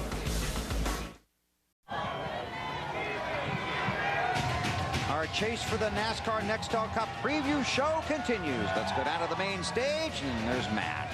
Four-time champion Jeff Gordon locked in now with his shot at a 5th championship. But we were talking about as the laps were winding down, and a few things stuck out in your mind. Conversations with your crew chief and also lap cars around you. Yeah, you know, I asked how many laps to go because I wanted the laps to wind down as fast as possible. I knew things weren't looking good for us, and really I was just really concerned about the brakes even making it to the end. I don't know what the problem was there, but I knew they didn't feel good, and you know, I didn't want to lose any more positions, and so I asked Steve, you know, how many laps to go, and he, you know, he's like 11, and so with his excitement, I was like, uh-oh. You know, there's something, it must be really, really tight. I mean, I knew it had fallen back. I didn't know how far back, and I knew things weren't looking good, but I knew some other guys were having problems as well. So, you know, it definitely was not the kind of night we wanted to have, but to be in is exciting, you know, to fight as hard as we did, not just tonight, but you know, all year long so far up to this point. I'm really looking forward to these last 10. I think even though we didn't perform well tonight, I think this team is really capable of getting it done in these last 10. I know everybody else is saying that too, but it, you know, the chase format is just very exciting. You know, you basically are on a almost level playing field from this point forward. And I look at these last 10 tracks, and I remember when they first talked about the chase, those 10 tracks have always been good tracks for us. And as good as our team is on the intermediate tracks, I'm feeling pretty good about things. From an organization standpoint, to have 3 teams in the chase is huge. It is, and you know, Rick Hendrick was extremely nervous, and afterwards I think he's very relieved and very happy. I know that that was really an organizational goal that we had set earlier in the year, was to get 4 teams into the chase. You know, Roush had done an excellent job of getting 5 in last year. And, you know, I think that Rick's really relieved and excited to have 3 of his teams in there. And hopefully one of those teams can win that championship. We're certainly going to do all we can with the DuPont Chevrolet to try to get it done for a 5th time. Never done it with the chase format, so, you know, that could be very exciting and something we've never done. And if we can't get it done, I certainly hope Kyle or Jimmy can. That would be huge, because you look at your trophy case, you've got some special Winston Cups, you've got the silver anniversary Winston Cup, and then if you could add a Nextel Cup, that would be something no other driver has done, looking at the different types of cups that you've won. Yeah, and we've got 50th anniversary for NASCAR Cup too, so we've had some special moments, but I tell you what, ever since Nextel and Sprint came on board with this program, you know, they've just stepped it up to a whole nother level. Obviously the competition has stepped up as well, but when you have this type of format with just 10 races and 10 drivers, it is extremely difficult to get it done, and that just makes it that much more rewarding. Not to mention, it's a beautiful trophy that they have, a lot on the line, a lot of prestige, and you know, we would love to have our name on that cup and to be able to say that we're not just a 5th time champion, but a Nextel Cup champion. Jeff, you guys didn't make the chase last year, and the teams that don't make it say, well, we're going to start racing for the following season. That's right. In the last 10 races. You made big changes in your team with 10 to go last year. If you had waited until after the season to make those changes, do you think you would have made the chase based on chemistry and communication? It's hard to say. I don't think so. I mean, I feel like we were going to make a lot of those changes anyway after the season. Robbie, you know, and I and everybody on the 24 team had hoped that we would make it into the chase and we could get through the season together and maybe win a championship, but we just didn't perform. And once we knew that we weren't going to be in, we just went ahead and made those changes earlier and brought Steve Letarte in as a crew chief just to start getting him that experience of being on the box and us working together. And, you know, he's been at our team for 9 years, and so it seems like we've been working together for a long time. And it was really a natural, you know, how things blended together right away. But I really believe those 10 races are really what got this team turned around and excited when the season started to get ourselves into this chase for this year. Hey, Jeff, this Wally, congrats. Thank you, Wally. I know you're going to enjoy sleeping. I haven't been doing a lot of that for a while now. But, you know, you talk about the last 10 races that, you know, you guys are pretty excited about. But is there one track out of those 10 in the back of your mind that you're just a little bit worried about? Well, yeah, I mean, definitely Texas has not been a great track for us. Even though our intermediate program has really stepped up this year, we did struggle at Texas. We didn't quite have the package earlier in the year there that we do have now, so I'm looking forward to going back there, but it's still a question mark. We struggled at New Hampshire the last time we were there. The good thing is we have teammates that ran good there, so I feel like we got some good notes. But other than that, you know, I mean, Talladega is always just that one that you just roll the dice. We run good there, and you know, I think we can win there, but you just never know how the draft is going to work out. But I feel really good about a lot of the tracks that are coming up in the last 10. They all feel good to me, and we've won at pretty much all of them except for, I guess, Texas. And Homestead was good for us last year at the end of the year, so I'm pretty excited. I mean, I really think these last 10 are going to be good ones for us. How much testing are you guys have left? I mean, you guys going to, I know you go to places that you don't race sometimes to try to learn some things, but you guys have some tests lined up? Well, I don't know if we have any more wind tunnel tests coming up, but we have 7 posts running all the time, and sim stuff on the computer, and then I know we're going to Homestead. Other than that, I don't know if we have any tests left. I think that's pretty much it. Jeff, did you see Danica Patrick sing the "Take Me Out to the Ball Game" at the Cubs game? No, but I hope she did it at least as bad as I did. You're no longer the worst. Yes, yes. You know how much that has been haunting me? Yeah. I think I finally got that curse off my back this year, though, with that win in Chicago. I think she picked it up from you, so congratulations, buddy. Hey, thank you, guys. And Bill, on the singing note, I think I'll just pass it back to you. Thank you, because we're not going to ask you guys to do that.